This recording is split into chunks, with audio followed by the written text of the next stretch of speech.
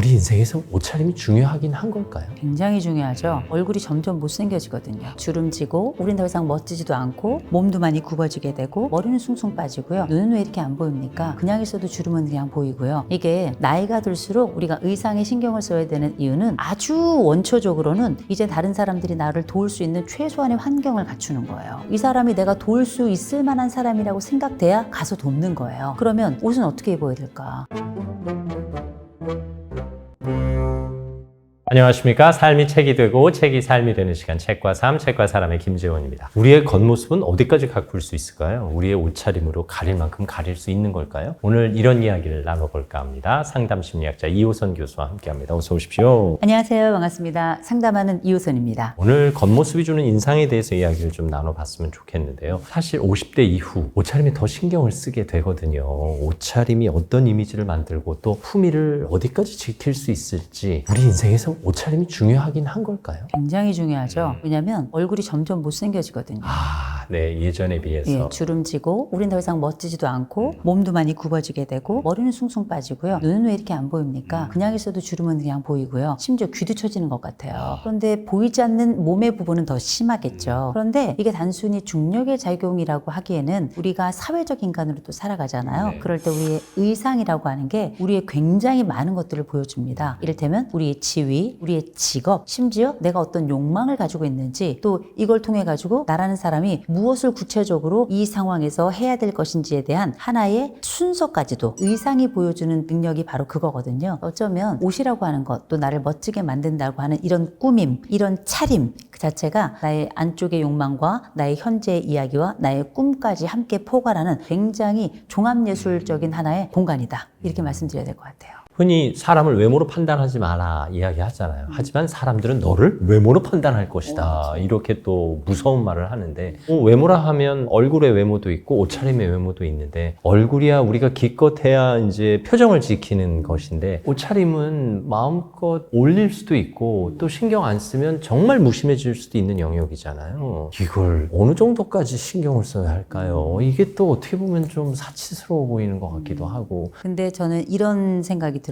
40 이후 우리가 책임져야 한다지만 사실 우리의 얼굴 최고의 성형 방식은 미소예요. 웃는 것만으로도 우리의 날카로움도 또 우리가 가지고 있는 지난 세월에 이 불안한 눈동자도 이렇게 눈이 살짝 가려지면서 실제 우리를 덜 보여주고 동시에 상대방에게 일종의 안심의 연기를 할 수 있는 게 바로 미소가 가지고 있는 굉장히 큰 힘이잖아요. 그런데 이 얼굴 위에 안경만 올라가도 사람은 이미지가 달라져요. 안경도 이 사람 얼굴형에 맞춰서 굵은 테를 쓰기도 하고 얇은 테를 쓰기도 하고 무테를 쓰기도 하고 심지어 어떤 사람은 동그란, 어떤 사람은 네모난, 어떤 사람은 뭐 컬러풀하게, 어떤 사람은 치아를 교정해요. 이런 모든 것들이 나의 이미지를 만들어내죠. 그런데 이 전체의 이미지는 얼굴만으로 완성되는 것이 아니라 의상이 우리가 알고 있는 사회적 언어이기 때문에 나는 옷을 통해 또 다른 랭귀지, 또 다른 말을 하고 있는 거거든요. 이를테면 오늘 김재원 아나운서가 멋진 수트를 입었어요. 그리고 워낙에 또 몸에 살이 그렇게 많지 않고 몸 관리를 또 잘 하시잖아요. 그 얘기는 첫째, 난 뚱뚱한 게 싫어. 두 번째, 배 나온 게 싫어. 그리고 나는 정갈한 사람이고 싶어. 그리고 다른 사람이 나를 쉽게 보지 않았으면 좋겠어. 이게 무언의 사회적 표현이라는 그쵸? 뜻이에요. 심지어 이런 약간 노란 계열을 입은 걸 보니 나는 심지어 부드러운 사람으로 보이고 싶어. 이런 요소들이 다 옷이라고 하는 아주 공식적인 방식의 착장을 통해 가지고 나타나는 거잖아요. 어마어마한 사회적 언어네요.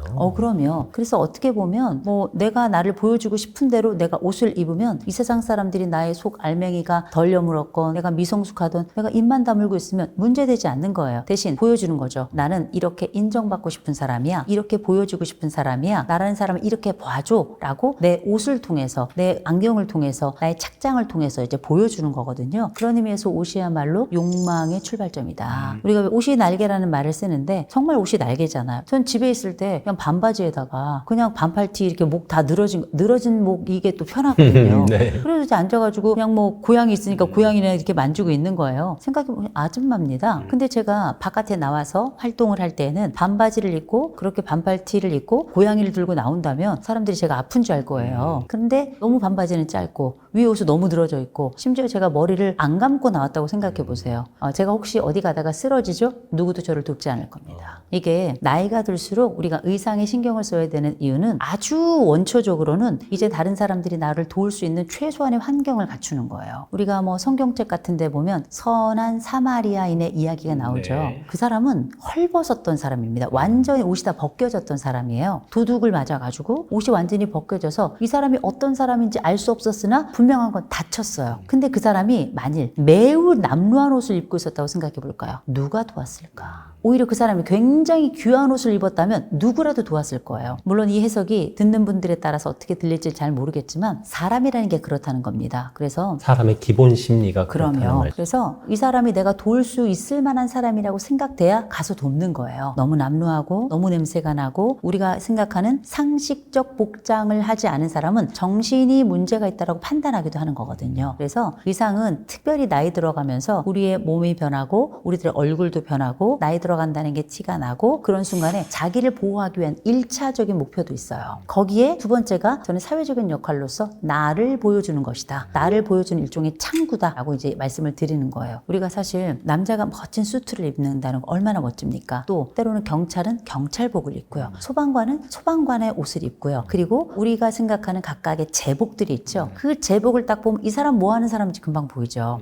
이 사람의 직업을 알 수 있는 거예요. 반면에 스티브 잡스 같은 분들 아니면 이런 IT 계열에 있는 분들은 그냥 뭐 반팔티에 청바지 입고 다니는데 공대 쪽 사람들은 공대 냄새가 나요. 그 특유의 몸에 배인 제스처 같은 것들이 있단 말이에요. 그래도 그분들의 특징은 자유롭지만 깨끗하게 입는다는 거예요. 왜냐하면 어른이고 사회생활을 하고 있고 나라는 사람이 이 영역에서 일을 하기에 가장 편안한 복장을 취하고 그리고 이런 것들이 허락되는 사회 속에 있으니까 내가 운영할 수 있는 옷의 범위 내에서 편안한 것을 필요하다 싶을 만큼만 이제 착장을 하면 되는 거거든요. 이 모든 것들이 뭐냐? 나라는 사람이 누군지를 보여준다는 거죠. 그래서 저도 이제 어디 뭐 거래를 하거나 계약을 해야 될 순간이 있어요. 그럴 때 제가 불리하고 싶지 않거나 혹은 토론 현장에 나갈 때도 있습니다. 그럴 땐 어깨가 딱 돼 있는 옷을 입기도 하지만 드레시한 옷을 입어요, 저는. 왜냐면 약간 라플라플거리고 약간 여성스러울 때 상대방은 약간 저를 더 이완하는 저에 대해서 조금 더 관용적인 이런 태도를 취할 수 있기 때문에 필요하다면 복장이 다른 사람의 마음을 움직일 수 있다는 걸 알아야 된다는 거죠. 아니 뭐 마음을 움직이지 않고 다른 사람 시선 생각하지 않을 것 같으면 그럼 팬티에다 런닝쇼츠 입고 돌아다녀도 괜찮겠죠. 그러나 이제는 우리가 어른으로 살아가고 이 사회인으로 살아간다는 건 사회인으로서의 역할을 보여주고 어른으로서의 역할을 보여주고 무엇보다 나라는 사람이 어떻게 보여주고 싶은지를 만방에 알리는 가장 좋은 스피커가 옷이라는 거죠. 예전에 아침마당 출연하실 때 보면 제 기억에 늘 선명한 노란색, 선명한 빨간색, 선명한 초록색, 선명한 색을 즐겨 입으셨어요. 그래서 아 역시 교수님은 열정적이시고 회사의 생각이 선명하시니까 저 의상이 정말 잘 어울린다 생각했거든요. 어떻게 보면 우리의 의상이 우리의 성향을 좀 드러내고 있는 거겠네요. 쿨톤이에요. 네. 뭐 그런 것도 있지만 저 같은 사람은 지금도 노란색 입고 원색을 좋아하는데요. 원색을 좋아하는 이유는 몇 가지. 일단 이게 저한테 잘 맞아요. 잘 맞고 두 번째 저같이 이렇게 자기를 드러내기를 좋아하는 사람들이 있어요. 아니 이를테면 제가 잠잠히 있을 것 같으면 집에 있어야죠. 방송이라는 현장에 나가서 내가 굳이 이 일을 한다면 제대로 해보자. 그러려면 나라는 사람을 좀 보여줄 필요도 있으니까요. 또 그래서 그런 옷들도 선호하기도 했는데 전 지금도 빨간 옷, 파란보가 좋아요. 그리고 점점 빨강이 좋아진다. 아, 그럴 나이 되셨습니다. 네. 근데 이제 이런 것들이 옷을 싸게 입는다, 비싸다 입는다가 아니라 내가 가지고 있는 옷 중에 깨끗한 옷으로, 깔끔한 옷으로, 기왕이면 다려서. 그래서 나라는 사람의 삶을 다려주세요. 그러면 옷은 어떻게 입어야 될까? 뭐 비싼 옷 있으면 좋겠죠. 우리가 무슨 돈이 있겠습니까? 또 비싼 옷은 다른 사람의 옷이지 내 옷은 또 아니에요. 그럴 땐 전 말씀드립니다. 50 넘어서 전 옷 깔끔하게 입으라고 말씀드려요. 기왕이면 앞에 나갈 때도 깨끗하게 머리 빗고 나가라고 얘기해요. 왜냐면 이미 머리숱도 없어요, 우리. 이미 그리고 우리는 뭐랄까 아저씨 아줌마 티가 확연하게 납니다. 오늘 또 많이 신경이 쓰이네요. 아니 오늘 아주 풀 장착하고 오셨어요. 그런데 집에 계시다가 음식물 쓰레기 버리러 나오면 그냥 아저씨거든요. 김재원 아나운서가 아니라 그냥 아저씨고요. 저도 집에서 종량제 쓰레기 버리러 나오면 그냥 저도 아줌마예요. 그러나 이 옷을 입고 이 말을 하면 우린 이 사람이 되는 거죠. 그래서 나를 보여주고 싶으면 마치 연극하듯이 연기 위에 무대 위에 그 배우들이 역할에 맞는 옷을 입고 그 대사를 하듯이 그러면 그 사람이 그 사람다워지는 거죠. 그러고 보니 의상이 내 정체성을 말하는 거군요. MC로서의 정체성. 네. 옷은 나의 인생의 일부잖아요. 네. 그러면 그 내 인생이 주름져 간다? 내 옷을 다렸으면 좋겠습니다. 그럼 내 마음도 다려져요. 그럼 내 인생도 다려지는 거거든요. 그래서 나라는 사람이 멋지게 입으면 이상하죠? 어깨도 펴져요. 나라는 사람이 잘 어울리는 옷을 입으면 자신감도 불뚝불뚝 올라옵니다. 내가 그냥 슬리퍼, 발가락 쑥쑥 나오는 슬리퍼 신고 나갈 때랑 멋진 구두나 깔끔한 운동화를 신었을 땐 굉장히 또 느낌이 다르잖아요. 이런 느낌들을 저는 즐겼으면 좋겠어요. 그리고 지금은 나이가 많잖아요. 나이가 많아서 내 자신이 약간 쭈그러드는 느낌이 들어요. 약간 쿠킹 오일이 이렇게 약간 줄어드는 것처럼. 그런데 쿠킹 오일은 펴기 어렵죠? 근데 옷은 다릴 수 있어요. 그러면 이상하게 우리의 삶도 다려지는 것 같고 어깨도 펴지는 느낌이 있거든요. 내 자신을 펼 수 있는 건 나밖에 없어요. 내 아내나 내 남편은 당신 그렇게 옷 입지 마. 난 저런 스타일 별로야. 애들은 특별히 저희들이 입는 옷 극혐하지 않습니까? 그러나 그 내가 가지고 있는 옷들 중에 나를 잘 보여주고 내 마음에 드는 옷. 아니 좀 반짝있으면 어떻습니까? 그리고 나이가 조금 들어가시는 분들 반짝이나 빨간색 좋아하시잖아요. 깨끗하기만 하다면 너무 그 자리에 이상하지만 않다면 저는 막 춤을 추더라도 내 춤을 추어라. 요새는 또 다들 제멋에 살아요. 저는 그래서 지금 세상이 좋다고 생각해요. 저는 지하철을 타면 휴대폰 안 하거든요. 뭐 하냐면 다른 사람들이 뭐 하나 이렇게 지켜봐요. 지켜보면 그 재미가 쏠쏠합니다. 똑같은 옷 입은 사람 한 명도 없어요. 똑같은 운동하시는 사람 하나도 없어요. 똑같은 운동화라도 서로 운동화의 그 깨끗함 정도나 혹은 낡음 정도가 다 달라요. 그렇죠? 그 보는 재미가 정말 쏠쏠한데 늘 눈이 가는 건 뭐냐? 정갈한 사람이에요. 저 사람은 옷을 저렇게 정갈하고 입을 땐 인생도 정갈할 것이다. 물론 사기꾼도 정갈하게 입어요. 그러나 그런 나쁜 마음을 가진 사람 말고 정말 삶을 잘 내가 원하는 방향으로 살아가고 싶은 사람들을 보면 옷도 굉장히 정갈하게 잘 맞춰 입고 또 나의 만족만을 추구하는 것이 아니라 다른 사람들의 시선이나 이런 것도 어느 정도 챙기겠죠. 그래서 어쩌면 우리가 살아가는 동안에 옷이 편안하게 입으면 되는 거 아니야? 하지만 제 멋에 살았으면 좋겠습니다. 나의 멋에 살았으면 좋겠고요. 나의 멋에도 살았으면 좋겠어요. 저는 물론 방송에서는 이렇게 밝은 옷 잘 갖춰 있습니다. 그게 출연자에 대한 예의고 시청자, 구독자 여러분에 대한 예의라고 생각하는데 평소에는 편안하게 입어요. 주로 검은색 옷 입고 셔츠에 바지 하나 입고 다니고 사실 평소 일상에서는 굳이 드러나 보이고 싶지 않으니까 그렇게 하는 의도도 있는데요. 이제 제가 회사를 그만뒀잖아요. 그리고 이제 친구들 모임에 편안하게 검은 바지에 검은 셔츠 입고 나갔어요. 야, 이제 너 그렇게 입고 다니지 마. 너 회사 그만뒀으니까 그렇게 입고 다니면 사람들이 우습게 봐. 이런 얘기를 하는 거예요.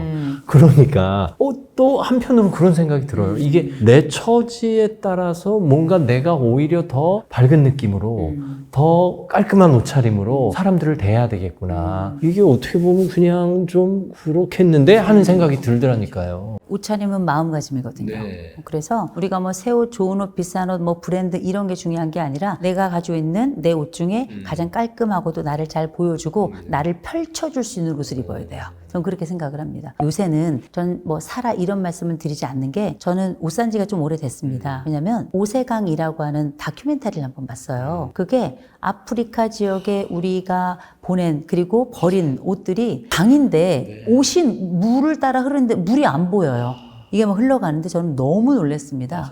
너무 충격을 받아서 웬만하면 전 옷 안 산 지가 정말 꽤 오래됐거든요. 잘 다려도 새 옷입니다. 또 깨끗하게 빨아서 입으면 새 옷이고요. 대신에 이제 문제는 체형이에요. 왜냐하면 우리가 자꾸 배가 나오거든요. 그리고 이제 예상하지 못했던 증량, 곧 체중이 드러나기 때문에 제가 꼭 말씀드리는 것, 할 수 있다면 새 옷을 사야 한다면 스판으로 사셔라.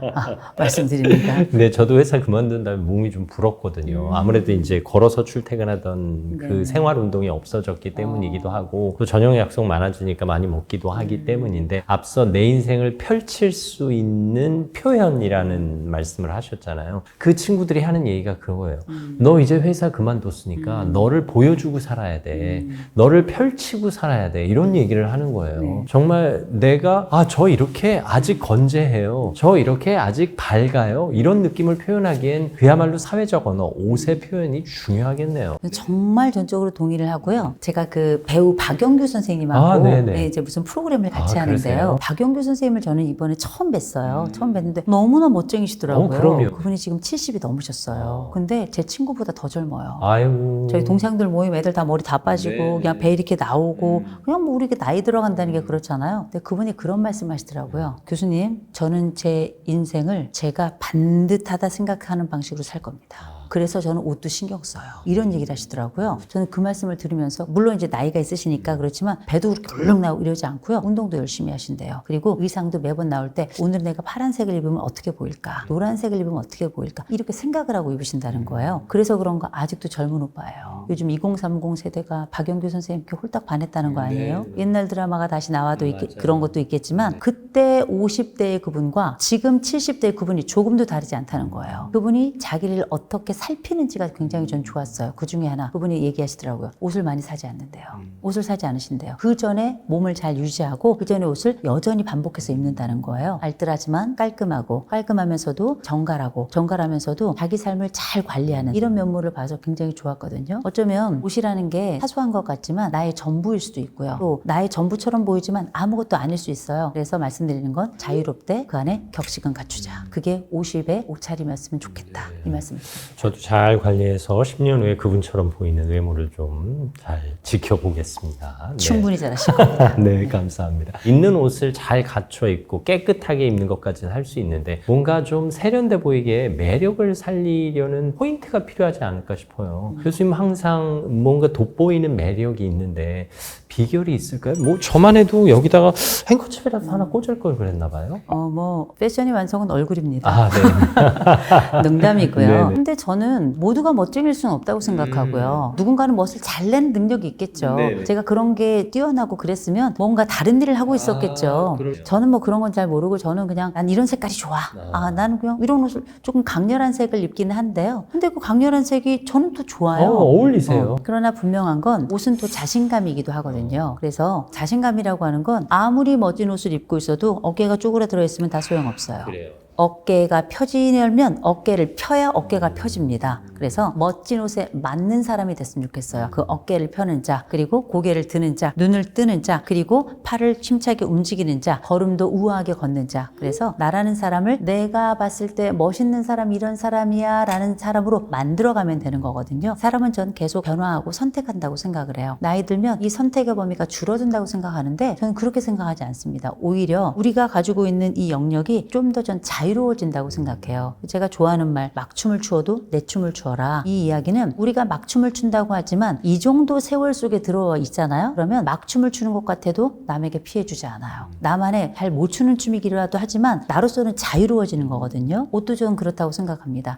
새 옷 좋은 옷 아니라도 자기에게 잘 맞는 스타일을 발견하고 또 그걸 발견하지 못했다면 친구들에게 물어보세요. 친구들이 입은 거 한 번 더 보세요. 내 가장 가까운 나랑 친한 사람들은 나와 취향도 비슷할 가능성이 굉장히 높습니다. 또 그중에 보면 멋쟁이들이 있어요. 벤치마킹 하세요. 아니 따라한다고 돈이 드네요? 따라한다고 뭐 그게 뭐 불법입니까? 절대 아니거든요. 그래서 내가 원하는 방식 괜찮다. 김용권 선생님은 배우시잖아요. 얼마나 멋쟁이세요. 그분의 스타일 따라하시는 분들도 되게 많아요. 그게 무슨 문제겠습니까? 내가 원하는 그 사람이 되고 싶다면 내가 원하는 그 차림을 하시고 그에 맞는 행동과 어깨펴과 그리고 시선을 갖추는 것. 이래야 제가 볼 때는 멋쟁이의 합이 맞는다라고 말씀드리고 싶습니다. 어떤 사람들은 또 패션의 완성은 가방이다 라고 말씀하시는 분들도 있어요. 저도 평소에 배낭을 들고 다니는데 물론 배낭이 많이 들어가서 편하기도 하지만 때로는 수트 입은 나이 드신 분들이 배낭 들고 운동화 신고 다니면 또 꽤 멋있어 보이더라고요. 네. 저는 그게 자유라고 생각해요. 제가 아까 지하철 타면 사람들을 봅니다. 또 신발 같은 거, 옷 같은 거 봅니다. 요즘 분들은 다 자유로워요. 제 멋에 삽니다. 그래서 저는 이 사회가 너무너무 좋아요. 사실 가방도 그냥 에코백 들고 다니시는 분들도 계시고 뭐 물론 좋은 가방 들고 다니시는 분들도 네네. 계시지만 여성분들도 배낭 들고 다니시는 분들 적지 않더라고요. 다 자유로워요. 옛날엔 다 구두 신었어요. 그 여성들 구두는 빼딱빼딱빼딱합니다. 그런데다 끝이 이렇게 가늘어요. 그러면 바닥에 닿는 면이 더 적겠죠. 그러면 이 구두가 얼마나 불편하겠어요. 그러면 발은 발대로 굳은살이 배기고 또 걸음은 걸음대로 뒤뚱거리게 되고요. 그런데 지금은 다들 언젠가부터 운동화를 신기 시작했죠. 운동화를 신기 시작하면서 사람들의 활동량도 늘어났어요. 누구의 시선도 신경 쓰지 않습니다. 그리고 뭐 내가 운동화를 신고 그 옛날에 우리가 반바지 입는 거 상상이나 했겠어요? 어르신들 다 반바지 입어요. 세상이 변화하고 있습니다. 무엇을 향해 변화하고 있냐면 건강한 자유를 향해서 저는 변화하고 있다고 생각하는데요. 이런 건강한 자유를 때로는 내가 이 사회에서 경험하기도 하지만 내 삶에서도 좀 경험했으면 좋겠고 내 옷에서도 좀 경험했으면 좋겠고요. 그리고 나의 움직임에서도 좀 경험했으면 좋겠고 그게 나중에 관계로까지 확장이 되면 너무 좋겠죠. 사실 요즘 동안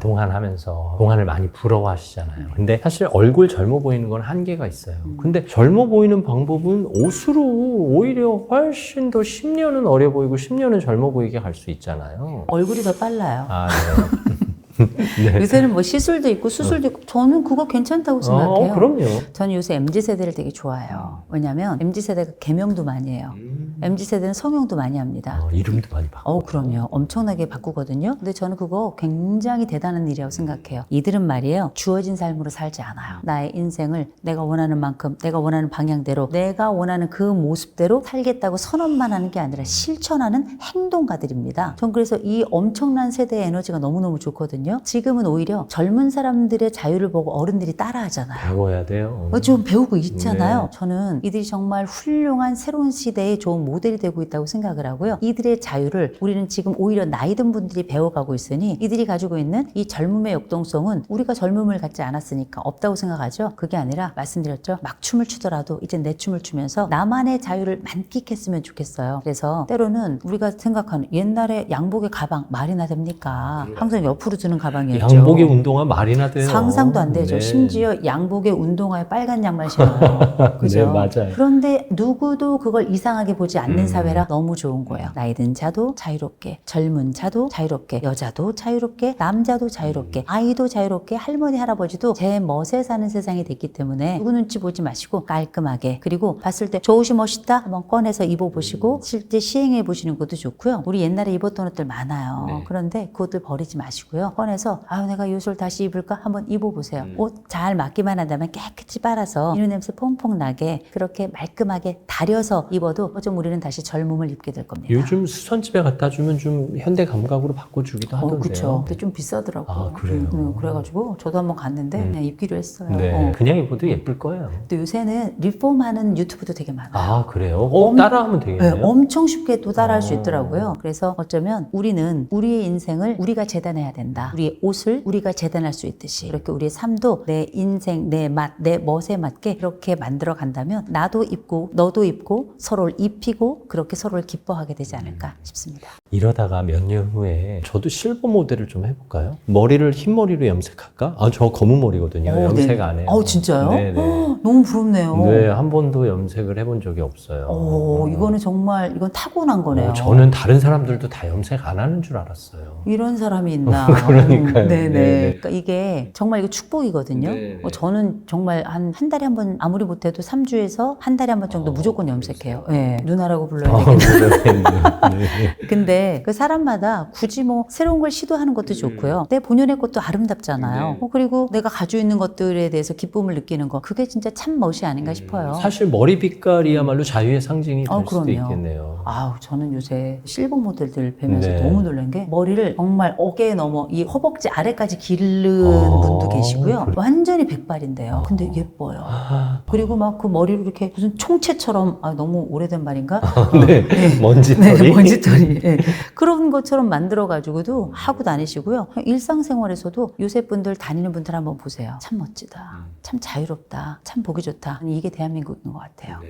지금 나이 들어간다는 건 자유와 함께 늙어가는 것이다. 그렇게 말씀드려야 될 것 같아요. 결국 나는 내가 가꿔야 되는 거예요. 그럼요. 남이 가꿔주는 거 아니고 그럼요. 내가 가꾸는 마음이 있을 때 내 인생도 가꿀 수 있다는 것 그럼요. 오늘 또 새롭게 깨달았습니다. 내 인생의 과외 선생님 이호성 교수님과 함께했습니다. 감사합니다. 고맙습니다. 개성이라는 게 뭘까요? 개성은 나만의 독특한 매력입니다. 결국 내가 가꿔야 한다는 뜻 아닐까요? 오늘도 책과 삶을 통해서 여러분의 개성을 가꾸는 시간 됐으면 좋겠습니다. 책과 삶, 책과 사람 다음 시간에도 여러분 곁에 있겠습니다. 오늘도 감사합니다. 우리가 사실 인간관계 속에서 성격이 얼굴에서 드러난다. 전 전적으로 일리 있다고 생각이 드는 게 40이 넘으면 자기 얼굴은 자기가 책임을 져야 한다. 이 사람이 가지고 있는 본연의 마음의 태가 저는 얼굴이라고 생각을 해요. 다른 사람들을 평가할 필요가 굳이 없습니다. 그 친구들이 이상하죠? 그건 내가 이상한 거예요. 그럴 것도 없어요. 그리고 봤을 때 내가 좀 이상한 것 같으면 친구들은 반드시 이상해요. 그래서 다른 사람은 비틀어서 안 듣는데 나만 비틀어서 들어. 이 사람이 사용하는 표정을 보면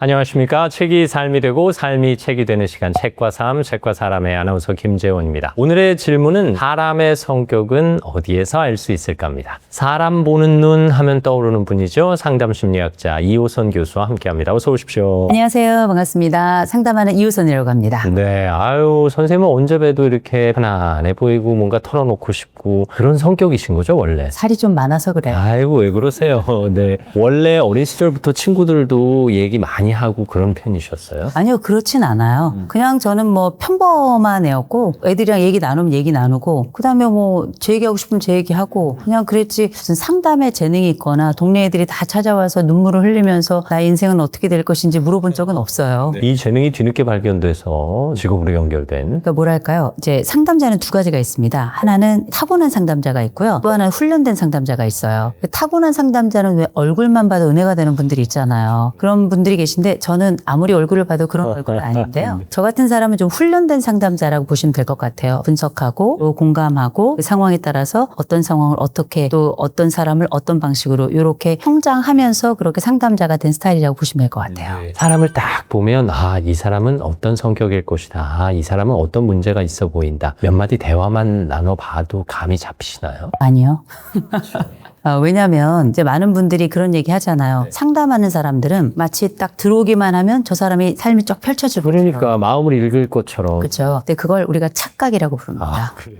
그리고 그렇게 상담을 시작하면 이 사람에 대해서 선입견을 갖거나 아니면 충분한 오해 속에서 나의 상상과 나의 망상 속에서 이 내담자를 판단하면서 시작하기 때문에 오히려 안 좋네요. 굉장히 안 좋은 거죠. 그래서 많은 분들이 이 사람의 얼굴만 봐도 이 사람의 세계가 보이지 않느냐, 이 사람의 얼굴만 봐도 이 사람의 삶이 보이지 않느냐 이런 말씀 하시는데 물론 옛날 우리가 흔한 말로 얼굴이 관상이다 이런 얘기를 하는 경우도 있습니다만 저는 그 말에 대해서 정말 반대하는 사람 중에 하나고요. 그의 삶은 그 속에 들어가 봐야 한다. 그의 세계 속의 스토리와 그의 목소리는 그쪽에 걸어 들어가 봐야 그의 목소리를 들을 수 있고 그의 삶을 읽을 수 있고 그가 내뿜는 냄새도 우리가 맡을 수 있다. 이렇게 말씀드려요. 뭔가 구체적인 정보를 대화나 상담을 통해서 얻기 전에 외모로 혹은 첫인상으로 상대방을 판단하는 건 편견이나 오류에 빠질 수 있는 거네요. 그렇죠. 그가 걸어오는 모습만 봐도 그를 알 수 있다고 하는 말은 전 거짓말이라 생각합니다. 본인은 상담자 같은 외모가 아니라고 말씀하셨지만 저희가 보기엔 이제 상담하고 싶은 그런 분이셔서 오히려 앞으로 상담자는 이호선 교수처럼 생겨야 될 것 같은 그런 공식이 말씀하시고도 웃음이 나시죠? 네, 그러긴 하네요. 네. 앞서 좋은 말씀 해주셨는데 사람을 외모로 판단하지 말아라 이런 뜻이기도 한데요. 우리가 사실 인간관계 속에서 첫인상을 보고 저 사람 참 호감 간다 느끼기도 하고 저 사람 좀 차가워 보인다. 보통 성격이 얼굴에서 드러난다. 뭐 이런 얘기들 어른들이 많이 하셨잖아요. 어떻게 보면 사람이 나이 들수록 자신의 얼굴에 책임을 져야 한다는 말과 일맥상통하는 부분도 있어 보이고 내 성격이 알게 모르게 얼굴로 표현될 수도 있죠. 긍정적이고 낙천적인 사람은 많이 웃을 것이고 또 비관적인 사람들은 좀 짜증나는 표정이 나오기도 할 것이고 이게 일리가 있다고 보시면 전 전적으로 일리 있다고 생각이 드는 게 왜 옛말에 40이 넘으면 자기 얼굴은 자기가 책임을 져야 된다. 책임질 수 있죠. 요새는 성형하면 되니까. 그러나 이 사람이 가지고 있는 본연의 일종의 마음의 태가 저는 얼굴이라고 생각을 해요. 거기 안에는 얼굴 색도 있고 눈동자의 안정성도 있고 그리고 상대방을 향할 때 미소를 짓는 방식도 있고 또 찡그리는 형태도 굉장히 다양하잖아요. 그래서 이런 많은 것들은 뭐냐면 하루아침에 갑작스럽게 일그러진 얼굴 혹은 환한 얼굴이 나오는 것이 아니라 오랜 세월 동안에 이 사람에게 채집된 역사가 전 그 안에 얼굴 안에 들어있다고 생각이 들거든요. 그래서 이 사람이 사용하는 표정을 보면 늘 비아냥거리는 사람은 입을 삐죽거릴 것이고요. 의심이 많은 사람은 눈동자가 흔들릴 것이고요. 그리고 웃음을 갖지 않은 사람들은 얼굴 표정이 없을 것이고요. 활달한 사람들의 경우는 먼저 웃고 그 다음에 말을 하는 방식이 있을 것이고 또 이 사람이 경우에 따라 장난을 많이 치는 사람은 귀를 움직이는 사람도 있을 거고요. 고개를 잘 끄덕이는 사람도 있을 것이고 이런 특징은 다 이 사람이 살아오면서 가장 유리하거나 혹은 가장 필요했거나 가장 전형적으로 자기를 보여주는 방식이 최종적으로 나이 들어서 여러 표정이나 혹은 여러 움직임이나 여러 동작을 통해서 나타나는 거잖아요. 그러니까 어쩌면 이건 이 사람의 삶의 역사고 관계의 역사고 표현의 역사다. 그러니 이 사람의 얼굴에 이 사람의 성격이 나타난다는 건 상당 부분 인정합니다. 표정은 내 마음의 표현이기도 하니까요. 근데 이 표정이라는 것이 참 지키기가 힘들어요. 저는 방송을 하다 하다 보니 네. 또 생방송을 주로 하다 보니 사실 카메라가 언제 날 잡을지 몰라서 늘 웃으려고 애를 쓰거든요. 근데 그게 쉽지 않잖아요. 내가 내 표정을 지킨다는 것, 누군가의 이야기에 몰입한다거나 아니면 내가 딴 생각을 한다거나 하면 기본 표정으로 돌아가더라고요. 그렇죠. 근데 기본 표정은 보통 좀 무뚝뚝하고 무섭잖아요. 그럼요. 예, 내가 기본 표정을 얼마나 잘 갖고 왔느냐도 그 사람이 책임져야 할 부분이 아닐까요? 저는 그렇게 생각하지 않습니다. 아, 그래요? 왜냐하면 우리가 오른쪽으로 많이 자고 오른쪽으로 많이 씹잖아요. 오른쪽이 더 발달하면서 여기가 조금 더 작아요. 아, 대신 상대적으로 덜 사용하는 쪽은 조금 더 처짐이 있거나 네. 혹은 조금 더 큰 편이거든요. 근데 생각해보면 우리의 태도, 우리 이런 것들이 내 성격이 아니더라도 잠의 습관을 통해서도 얼굴이 또 달라지기도 하고요. 또 우리가 사실 여기 그 내천자가 내려오잖아요. 저도 가만히 있으면 다른 분들이 너 화났어? 저 화 안 났거든요. 그러고 화 안 났다고 얘기하는 것 자체가 더 화가 나요. 근데 우리가 이제 세월 속에 살아가다 보면 눈이 안 보여요. 우리가 뭐 노안이 오고 그러면 나도 모르게 이렇게 있다가 이렇게 되는 거거든요. 그러면 이런 것들을 몇 년만 해보시면 얼굴 찡그림이라는 것 어쩌면 굉장히 자연스러워지고요. 또 우리가 살다 보면 얼굴의 근육들도 어떻게 쓰느냐에 따라 굉장히 달라지는데 태어나길 매섭게 태어난 사람들이 있어요. 옛날에 우리가 눈이 이렇게 많이 올라간 사람들 외국 애들이 정말 나쁜 표현으로 10시 10분 얘기했었어요. 이게 일종의 인종차별 표현이에요. 그럼요. 굉장히 불편한 표현인데 그런데 이런 표정도 이제 웃으면 10시 10분이 아니라 사실은 또 다른 얼굴이 되기는 해요. 그러나 우리가 가지고 있는 본연의 것이 있잖아요. 그 본연의 것은 과연 나쁜 것인가? 저는 그렇게 생각하지 않거든요. 그리고 삶 속에 살아가며 생겨나는 여러 생활 표정들이 주름이 졌다고 전 나쁘다고 생각하지 않고요. 또 팔자주름이 있다고 해서 뭐 억세다? 전 그렇게 생각하지 않아요. 자연스럽게 팔자주름은 깊어지는 거고요. 내천자가 내려오는 것도 우리가 나이 들어서 옆으로 계속 자기만 해도 내천자가 또 깊어질 수도 있는 거고요. 그래서 이게 내가 표정을 짓지 않을 때 본연의 표정이 나타나고 이 본연의 표정마저 내가 책임져야 되는가? 물론 내가 영향을 미치긴 했지만 그 모든 것들을 무조건 선하고 아름답고 남들 보기에 괜찮은 것으로만 만들어야 되는가? 저는 그 생각은 아니고요. 이를테면 이게 불편하다. 그럼 뭐 보톡스를 맞을 수도 있는 거고요. 요새는 뭐 땡기기도 하고요. 뭐 실도 넣고 막 많이 하더구만요. 다만 분명한 건 당신의 그 표정이 나쁘지만 않다면 그리고 우리가 언제든 원하는 그 표정을 선택할 수 있다면 그 삶도 나쁘지 않다. 그리고 내 본연의 표정이 마음에 안 든다면 이걸 교정하기 위해서 여러 뭐 시술을 받든 아니 뭐 수술을 받든 원하는 대로 할 수 있다. 대신 그 모든 과정에 당신의 마음은 편안한가? 저는 그 부분이 중요하다고 생각합니다. 사실 내 마음이 편안한 건 표정이 그대로 드러나니까요. 예. 그리고 언제까지 다른 사람한테 그 표정을 맞추겠어요. 그렇죠. 이를테면 저한테 많은 분들이 최근에 호랑이 상담사 이런 얘기를 하시던데 제가 가끔 농담 삼아 이런 말씀 드려요. 고양이다. 왜요? 아니 근데 뭐 우리 김재훈 아나운서께서 아시겠지만 네. 제가 그렇게 막 엄청 세고 막 이런 그렇진 스타일은 않으시죠. 아니라고 네네. 말해주세요. 아니요, 전혀 아니세요. 전혀. 네. 제가 10년 넘게 알아왔는데 전혀 아니죠. 근데 생각해보면 저는 뭐 제 얼굴이 그게 뭐 사자상이 됐든 호랑이 상이 됐든 흔히 말하는 이제 상이라는 게 있겠죠. 맞아요. 근데 제가 이 상을 바꿀 수는 없어요. 제가 뭘 한다고 하더라도. 그러나 제 얼굴을 제가 만족스러워하냐? 전 제 얼굴 괜찮거든요. 그리고 제가 생각할 땐 지금이 제일 예쁜 것 같아요. 훌륭하세요. 네, 진심. 근데 답이 좀 늦네요. 네네. 좀 소리가 작았나? 네. 근데 생각해보면 자기를 예뻐하는 게 되게 중요하거든요. 나 자신을. 그러면 언제까지 우리가 다른 사람 보란 듯이 내 표정을 움직이겠어요. 다른 사람에 편안하게 다가갈 수 있으면 너무 좋겠죠. 그러나 그 사람에게 내 진심을 보여주는 게 저는 표정을 보이는 것보다 훨씬 더 중요하다고 생각하고요. 그를 사랑하는 건 그의 얼굴을 사랑하는 것부터 시작할 수 있겠지만 결국은 그의 삶 속에 들어가서 그의 뛰는 심장과 그의 삶의 그 모든 것을 사랑하는 거잖아요. 그래서 우리가 어떤 성격을 통해서 혹은 뭐 표정을 통해서 이 많은 것들이 다른 사람들과 함께 살아가는 과정에 너무 무심할 필요는 없겠지만 그렇다고 해서 자기 자신을 무시할 정도로 타인에게 너무 퍼센티지를 많이 주는 거 저는 그건 별로라고 생각합니다. 그 부분은 동의하는데요. 한동안은 제가 방송을 하고 나면 제 방송을 열심히 모니터했어요. 내가 왜 저 때 저런 얘기를 했을까? 저 때 왜 저런 표정을 짓지?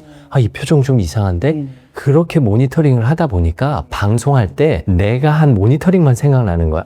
이때 이 표정 쳐야지. 이때 이런 말 하지 말아야지. 하다 보니까 내가 나의 틀 안에 갇히는 거예요. 아니 나는 지금 내가 편안하게 오늘 출연하신 분 모시고 시청자 여러분에게 정확한 정보와 즐거움을 드리는 일을 하는 건데 내가 정한 틀에 갇혀서 내 얼굴과 내 말을 맞추려고 하는 건 이건 에너지 낭비다. 그때부터 안 봤어요.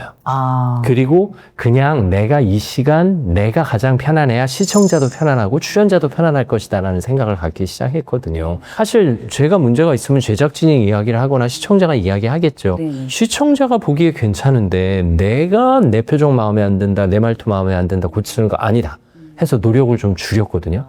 훨씬 편안해졌어요. 자유를 얻으셨고. 네, 남을 의식하기보다 내가 편안하게 할 일을 하자. 네. 내게 오신 손님을 모시자. 이런 마음가짐 지니까 오히려 표정도 더 편안해 보인다고 하더라고요. 또 워낙에 안쪽에 선한 마음을 가지고 계시고요. 또 선한 제스처와 또 선한 매너를 가지고 계시기 때문에 이런 것들이 다 합쳐서 다른 분들과 함께 이런 조합이 자연스럽고 또 편안하게 되신 거잖아요. 저는 아예 재방송 모니터링을 안 합니다. 네. 그래서 욕을 먹어도 잘 몰라요. 근데 이게 장점이 있고 또 단점이 있겠죠. 대신 저는 제 나쁜 버릇을 잘 못 고칠 거예요. 이런 장단점이 좀 있다고 생각하는데 분명한 건 이런 건 있는 것 같아요. 제가 김형석 교수님 네, 네. 연세 높으신 네. 너무나 존경 많이 받고 계신 분 계시잖아요. 김형석 교수님이 부모 교육을 하시는데 자식을 사랑하는 게 무엇인가에 관련돼서 이야기하실 때 이런 얘기를 하셨어요. 자식의 자유를 사랑해 주라고. 전 그게 굉장히 충격적이기도 하고 너무 좋아하는 말이었는데 자식의 자유를 사랑한다는 건 무엇인가? 내가 받아들일 수 없는 그것마저도 그를 사랑해주는 방식이라고 조금 전 넓게 해석을 한번 해봤는데요. 누군가를 만난다는 것, 그다음에 누군가와 함께 한다는 것, 그리고 그 관계 속에서 나를 보여줄 때 굉장히 우리가 스스로를 신경 쓸 필요는 있어요. 옷도 신경 쓰고 표정도 신경 쓰고 기왕이면 그 사람과 호감의 관계를 가면 좋지만 우리가 정말 좋아하는 사람끼리 있을 땐 이런 거 다 무장해제 되거든요. 왜냐하면 그의 자유를 사랑하는 거예요. 전 그렇게 이해를 하거든요. 그래서 우리가 왜 초중 고등학교 동창생들 만나면 고등학교 동창 만나면 다 고등학생 같고요. 초등학생 만나면 다 진짜 정말 다 초딩들 같아지잖아요. 그게 사실은 그때의 자유, 그때의 우리의 관계를 기억하고 나도 모르게 이걸 복귀하게 되는 과정이잖아요. 근데 그때 우리가 느끼는 건 유치하다가 아니라 자유롭다거든요. 그래서 어쩌면 내가 누군가와 함께 관계를 할 때 그 사람의 표정이 어떨까 이렇게 상대방을 보는 것도 굉장히 중요하지만 그 사람의 자유를 사랑할 방법을 찾는 것, 그게 너와 내가 같은 세계 속에서 이 흉금을 열어놓고 이렇게 하트 투 하트라 그러죠. 마음과 마음을 함께 두고 편안하게 이야기할 수 있는 그 과정이 아닌가 싶어요. 근데 이게 사실 굉장히 추상적인 얘기잖아요. 네, 그렇죠. 한편으로. 네, 추상적인 얘기일 수는 있는데 그러나 분명한 건 내가 자유로워야 상대에게도 자유를 줄 수 있다는 거. 이것만큼은 이제 선명하다는 거죠. 네, 방금 말씀하신 것처럼 옛날 친구들 만나면 옛날 기분으로 돌아가는 게 심리적으로도 그 시절로 돌아가는 개념인 건가요? 그렇죠. 늙었는데 돌아가는 거죠. 그러니까요. 얼굴은 폭삭 늙었는데 사실 할머니들도 여고동창생 만나면 마치 여고생인 것처럼 이러고 노시잖아요. 그렇죠. 그러니까 우리가 실제 결혼을 해봤을 때 많은 분들이 남편이 명절에 집에만 가면 두루노 잔다. 이게 다 뭐냐면 복귀라고 하는 그런 기본적인 심리 원리인데요. 그 집에 가선 그렇게 행동하는 거예요. 왜냐하면 그 환경이 우리에게 주어졌기 때문에 그 환경 속에서는 내가 늘 해왔던 그 역할을 하게 되는 거거든요. 물론 이게 굿일 때도 있고 배드일 때도 있지만 그러나 우리가 서로에게 선한 관계, 서로에게 괜찮은 관계일 때에는 이런 복귀가 굉장히 서로를 북돋죠. 아, 그때 우리의 동심으로, 그때 우리의 기쁨으로, 그때 우리의 여고 시절로, 그때 우리의 장난기로, 그때 우리의 젊음으로 우리를 이끌어 가기 때문에 저는 그런 부분은 굉장히 좋다고 생각하고요. 이제 명절에 남편이 이제 복귀가 되는 아들로 돌아가게 되는 바로 그 주제는 조금 좀 선택해 볼 필요가 있다라는 생각이 드네요. 네, 그건 또 다른 영역의 이야기 네네. 되겠죠. 그럼 말씀하신 대로라면 우리가 조금 덜 가까운 사람하고는 여러 가지로 조심하고 말실수 안 하려고 하고 신중하게 하다가 정말 가까운 사람 혹은 옛날 친구 아주 친밀한 사람 앞에서는 약간 무장해제해서 머릿속에 필터가 작동을 안 하고 안 해도 될 말이 나오는 경우가 있잖아요. 이것도 좀 마음이 무장해제되는 그런 어떤 심리적 원인이 있을까요? 그건 일종의 뭐랄까 방귀 뀌는 거랑 똑같은 거라 생각해요. 네. 우리가 편한 사람들끼리 방구를 트잖아요. 그렇죠. 그죠? 트셨나요? 뭐 코드 만지고 네, 그- 그쵸. 그럼요. 근데 왜 그러냐면 이 사람은 이해해 줄 거라는 생각을 가지고 있는 건데 이 부분이 좀 굉장히 중요한 경계라고 생각을 해요. 왜냐하면 이 친구가 나와 사회적 관계란 말이에요. 나랑 굉장히 친한 친구인데 과거 우리가 방귀를 튀던 시절도 있었지만 지금도 그래서 방구를 틀 수도 있겠죠. 근데 이제 나이를 먹는다는 게 참 특별하더라고요. 왜냐하면 너와 내 사이의 친분 안에 매너라는 것도 생겨나더라고요. 그래서 때로는 그의 마음이 상하지 않도록, 때로는 내가 그의 선을 너무 넘지 않도록, 내가 그를 침범하지 않도록 해서 지켜주는 영역까지 생겨야 어른의 우정이 되더라고요. 이게 참 어려운 건데 이를테면 우리가 어렸을 때는 뭐 욕지거리를 하는 경우도 있고요. 아이 새끼야 뭐 이러면서 근데 우리가 나이가 60, 70 이렇게 되잖아요. 근데 아이 새끼야 자기야 그러면 듣는 새끼도 별로고요. 말하는 그분에 대해서도 우리가 객관적으로 이거 뭐지? 제3자가 보기에도 그럼요. 네. 당사자들끼리도 별론 거예요. 그래서 우리가 그 과거의 시절로 돌아간다 하더라도 적어도 우리가 서로를 존중하는 가치는 조금 더 고양돼야 될 것이다. 그리고 뭐랄까 좋은 말을 하는 친구가 오래 가요. 또 욕 안 하는 친구들이 오래 가고 욕하는 친구를 내 가족에게 소개해주고 싶지 않잖아요. 욕하는 친구들을 나라는 사람이 또 다른 영역에 이 친구를 데려가고 싶지 않잖아요. 그래서 친구들끼리도 이제 나이가 점점 들어가면 30이 40대고 40이 50대고 하면 할수록 자기 매너를 잘 지켜줘야 돼요. 그래야 내 앞에 앉아있는 가장 중요한 친구를 지킬 수 있더라고요. 그래서 이를테면 저에게도 초등학교 동창들도 있고요. 또 고등학교 동창들, 대학 동창들 다 있거든요. 근데 저희 초등 동창들 어렸을 때 그 치기 어린 친구들이 있잖아요. 욕하는 친구 한 명도 없어요.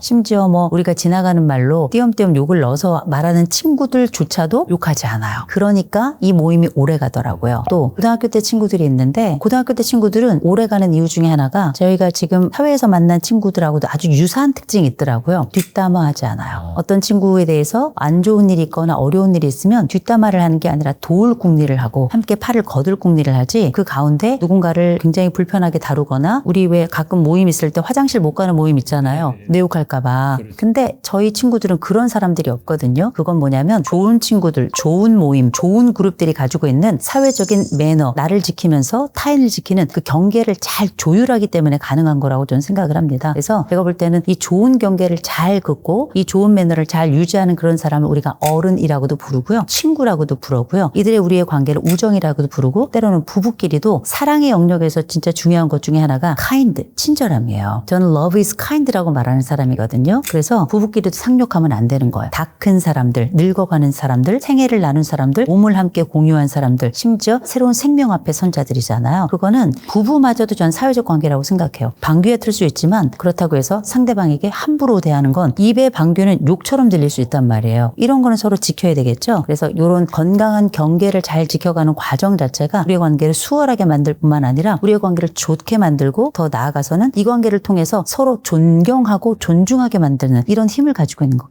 네, 내가 경계를 지키면 그 경계가 우리 관계를 지켜주더라 이런 말씀이네요. 사실 심리적 저지선이 어린 시절과 성인이 돼서 다르기 마련이잖아요. 어린 시절에는 이만큼 포용할 수 있었지만 어린 치기로 오히려 커가면서 더 신중하고 더 조심하고 더 배려해줘야 하는 상황인 건데 가끔 말실수하신 분들이 후회하면서 하는 얘기가 이런 말을 해도 되는 상황인 줄 알았어요 라는 얘기를 해요. 근데 사실 그런 말을 해도 되는 상황은 없잖아요. 그렇죠. 더 나가서 그런 말을 들어도 되는 상황은 없잖아요. 그러니까 그 부분에 뭔가 이렇게 심리적 저지선이 무너지는 게 아닐까 싶어요. 근데 실수할 수 있어요. 그리고 누구나 실수해요. 그리고 딱 보니까 맥을 잘못 짚은 거예요. 네. 그리고 내가 분위기 파악을 잘못한 거예요. 그럴 땐 있죠. 그럴 때 있죠. 그럴 때는 빨리 사과하시면 돼요. 차라리 내가 얘 착각했다. 미안해. 야, 내가 좀 심했지. 야, 상처받았지. 미안해. 사과는 빠르면 빠를수록 좋습니다. 그리고 이렇게 사과하는 사람은 이 그룹에서 받아야 돼요. 훌륭한 사람이거든요. 그런데 그게 아니라 제일 무서운 사람들은 눈치 없는 사람들이에요. 네. 눈치는 학교 다녀도 안 생겨요. 이게 배워서 되는 게 아닌 거예요. 그렇죠. 이게 왜냐하면 상황에 대한 통제 능력과 파악력이 함께 들어가 있는 거거든요. 대상에 대한 이해, 그 다음에 함께 있는 사람들과 어떤 말을 해야 될지, 또 말의 경계는 어떤 것인지, 그 경계를 통해서 상처 입은 자는 누구인지, 또 이 경계를 통해서 복 뜯어지는 자는 누구인지에 대한 전반적인 평가 능력이 눈치거든요. 근데 이 눈치는 약간 지능이기도 해요. 정서 지능만 있는 게 아니에요. 상황 지능이라는 것도 있고요. 말의 지능이라는 것도 함께 다 포괄적으로 들어가는 게 눈치이기 때문에 눈치가 빠른 사람들은 죽을 상황에서도 살아나는 거예요. 눈치 없는 사람들은 안타까운 거죠. 그래서 우리가 어떤 상황에서 내가 과거의 것만 생각하고 혹은 때로는 이 상황을 제대로 파악을 하지 못해서 실수를 했다. 그럴 수 있어요. 근데 한 번은 실수지만 두 번, 세 번 넘어가면 이건 습관이거나 혹은 또 다른 대상을 대하는 태도라고 봐야 되겠죠. 이런 사람들은 사회적으로 사실 오래 살기 어렵죠. 그냥 관계에서 저절로 이렇게 밀어내지거나 아니면 스스로가 뭔가 맞지 않는 부적절감을 느끼면서 이게 바깥으로 튕겨 나오게 되는 거거든요. 근데 항상 분명한 건 있는 것 같아요. 매너 좋은 사람들은 누구나 좋아요. 또 존중하는 사람들은 누구나 좋아요. 실수했는데 사과하는 사람들에 대해서는 대부분 다 관대합니다.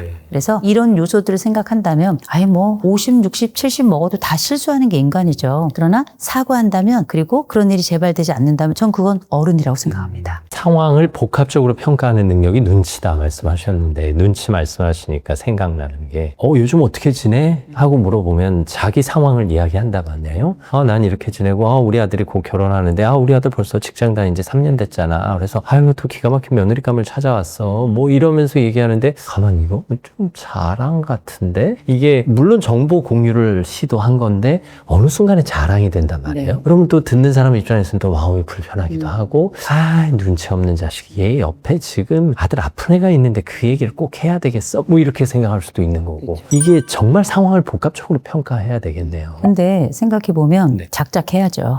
그렇지. 뭐든지 작작해야 돼요. 그런데 핵심은 뭐냐면 이렇게 눈치가 없는 분들은 눈치를 본 적이 없는 분들이기도 해요. 눈치를 주는 사람이 주변에 또 없었던 것이기도 해요. 그래서 늘 약간 철이 없는 사람이라고 봐야죠. 나쁜 말로 하면 철이 없지만 좋은 말로 하면 또 순수하기도 해요. 그러나 이게 상황에 따라 누군가에게 상처가 되느냐 안 되느냐, 이 누군가에게 상처가 되는지 아닌지를 파악하는 능력만 있다면 저는 이런 분들은 어디 가도 웰컴, 어디 가도 환영받는다고 생각을 해요. 우리가 이 말을 해야 될지 말아야 될지 굉장히 고민을 많이 하죠. 네가 물었잖아. 그 내가 대답했잖아. 네가 물었기 때문에 대답하는 게 아니라 적절히 대답하기를 기다리는 사람들이 그 앞에 질문을 했던 것이고 무엇보다 그럼 우리가 어디까지 얘기해야 될 것인가 굉장히 고민이 많죠. 저는 기준은 딱 하나라고 생각해요. 주변을 한번 돌아보세요. 가까이 있는 사람, 아는 사람이라면 대충 우리가 이 사람들 어떻게 지내는 줄 알고 이들의 희노애락을 알아요. 상처받는 자가 있다면 거기서 멈추어라.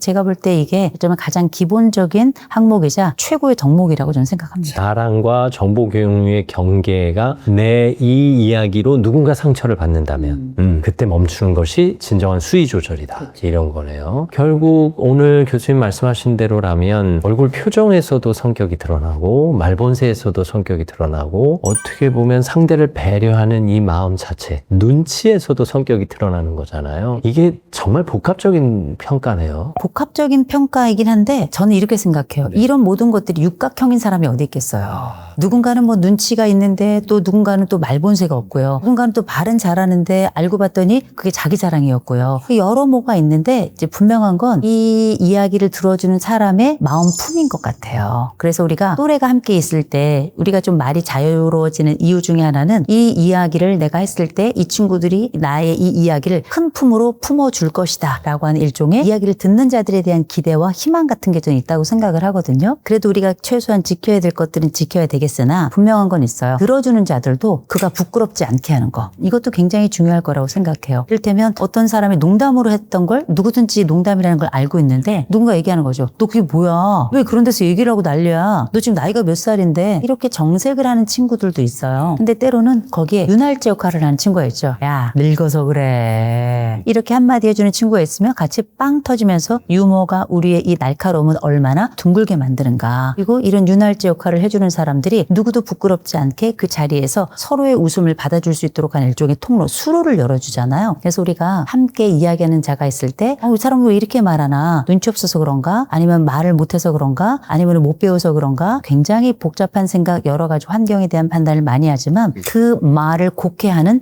자신을 기억하라. 저는 이게 되게 중요하다고 생각해요. 우리의 마음이 넓고 우리가 가지고 있는 심리적인 안정성이나 이 심리적 운동장이 넓으면 뭐 대개 어떤 말씀을 하시든지 간에 나는 흘릴 거 흘리고 들을 거 들고 기쁠 거 기쁘고 함께 슬퍼할 거 슬퍼하잖아요. 어쩌면 그 말이 비틀려 들리는 데는 내가 가지고 있는 마음의 품을 조금 더 넓힐 필요도 있다. 다른 사람은 비틀어서 안 듣는데 나만 비틀어서 들어. 이런 경우 있죠. 속이 좁은 거예요. 근데 그러면 그럼 난 속이 좁게 살랍니다. 뭐 이런 분들도 계시죠.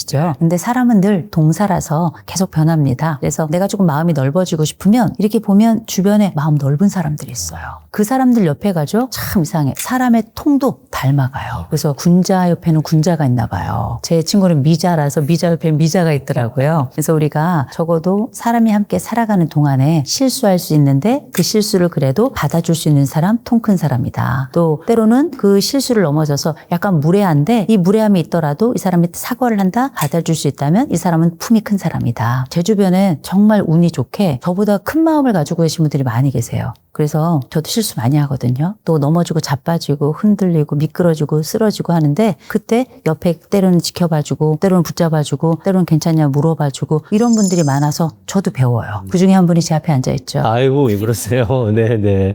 그래서 교수님도 이제 큰 마음을 갖게 되신 듯 합니다. 그러고 보면 앞서 사람 보는 눈 우리가 얘기했던 그 정체는 타인을 평가하고 판단하는 것보다 타인을 있는 그대로 받아들이는 내 마음의 그릇의 크기가 아닌가 싶네요. 특별히 저는 평균값 얘기를 좀 말씀드리고 싶어요. 사람은 다 마음속으로 자기가 알게 모르게 다 타인에 대한 점수를 매겨요.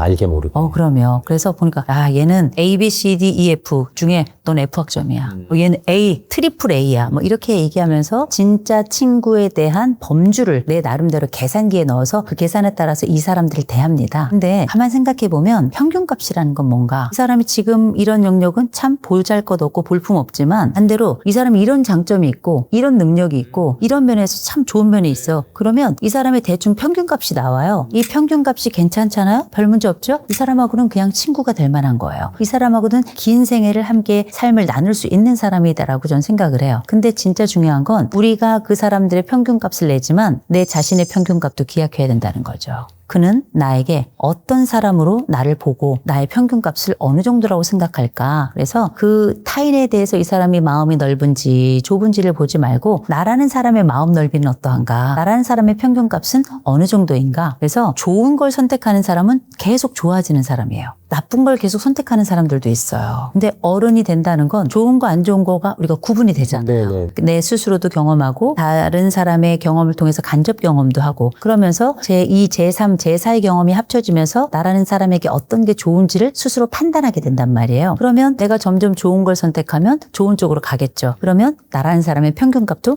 높아지겠죠. 믿는 건 나라는 사람의 평균값이 높아지잖아요. 사람은 또 끼리끼리 만나요. 유유상종 얘기하죠. 이걸 우리가 분화도라고 부릅니다. 어떤 문제가 터졌을 때 이 문제를 얼마나 합리적이고 이성적으로 또 논리적으로 이걸 해결해 가는가 이런 능력을 분화도라 그러는데 이게 개인 분화도도 있고 가족 분화도도 있어요. 그런데 이 가족 분화도라는 건 뭐냐면 그 가족 구성원들의 개인들의 평균값을 낸 게 바로 가족의 분화도예요. 근데 보세요. 이 사람 중에 한 사람이라도 평균값이 올라가면 우리 가족의 분화도고 가족의 평균값도 올라가겠죠. 친구들도 마찬가지예요. 한 친구가 좋은 리더십을 보여서 좋은 에너지로 좋은 구조 또 좋은 느낌, 좋은 분위기를 만들어가죠. 이 친구들 사이의 평균값이 높아져요. 그래서 거기서 누가 리더인지를 잘 봐야 돼요. 그 리더가 통이 크고 잘 품는 그룹이면 그 그룹이 그렇게 돼요. 리더십이 그렇게 중요한 거죠. 다른 사람들을 평가할 필요가 굳이 없습니다. 그 친구들이 이상하죠? 그건 내가 이상한 거예요. 그럴 것도 없어요. 그리고 봤을 때 내가 좀 이상한 것 같아 보면 친구들은 반드시 이상해요. 그런데 다른 친구들이 대부분 다 괜찮아? 그럼 나도 괜찮은 사람인 거예요. 내 안에 친구가 별로 없어. 이건 내 주변에 좋은 사람이 없었기 때문이 아니라 내 마음의 그릇이 좁아서 내 마음에 머물 친구가 없었기 때문일 수도 있겠네요. 네. 눈이 높은 거예요. 나는 이만큼 되는 사람인데 내 주변의 사람들은 그게 안 된다고 생각하는 거니까요. 그럼 평생 외롭고 쓸쓸하고 혼자 마치 어린 왕자에 나오는 그 큰 별에 있는 왕처럼 혼자 머물러 혼자 왕해야 되는 거거든요. 그런데 분명한 건 내가 친구가 없다고 생각하고 누구도 나를 이해하지 못한다 생각하고 내가 외롭다 이렇게 말씀하시는 분들 계신데 한 가지는 기억해야 돼요. 정말 우리가 아무도 내 옆에 있지 않고 누구도 나와 함께하지 않는지 생각해 보세요. 우리라고 하는 사람은 지금 이 순간에도 이 건물 위에 만들지 않은 옷을 입고 쓸 수 있는 여러 헤어 제품, 샴푸 다 우리 노력 없이 만든 거거든요. 우리가 아무리 돈을 많이 주어도 그거 우리가 만들 수 없거든요. 수많은 보이지 않는 손에 의해서 지지받고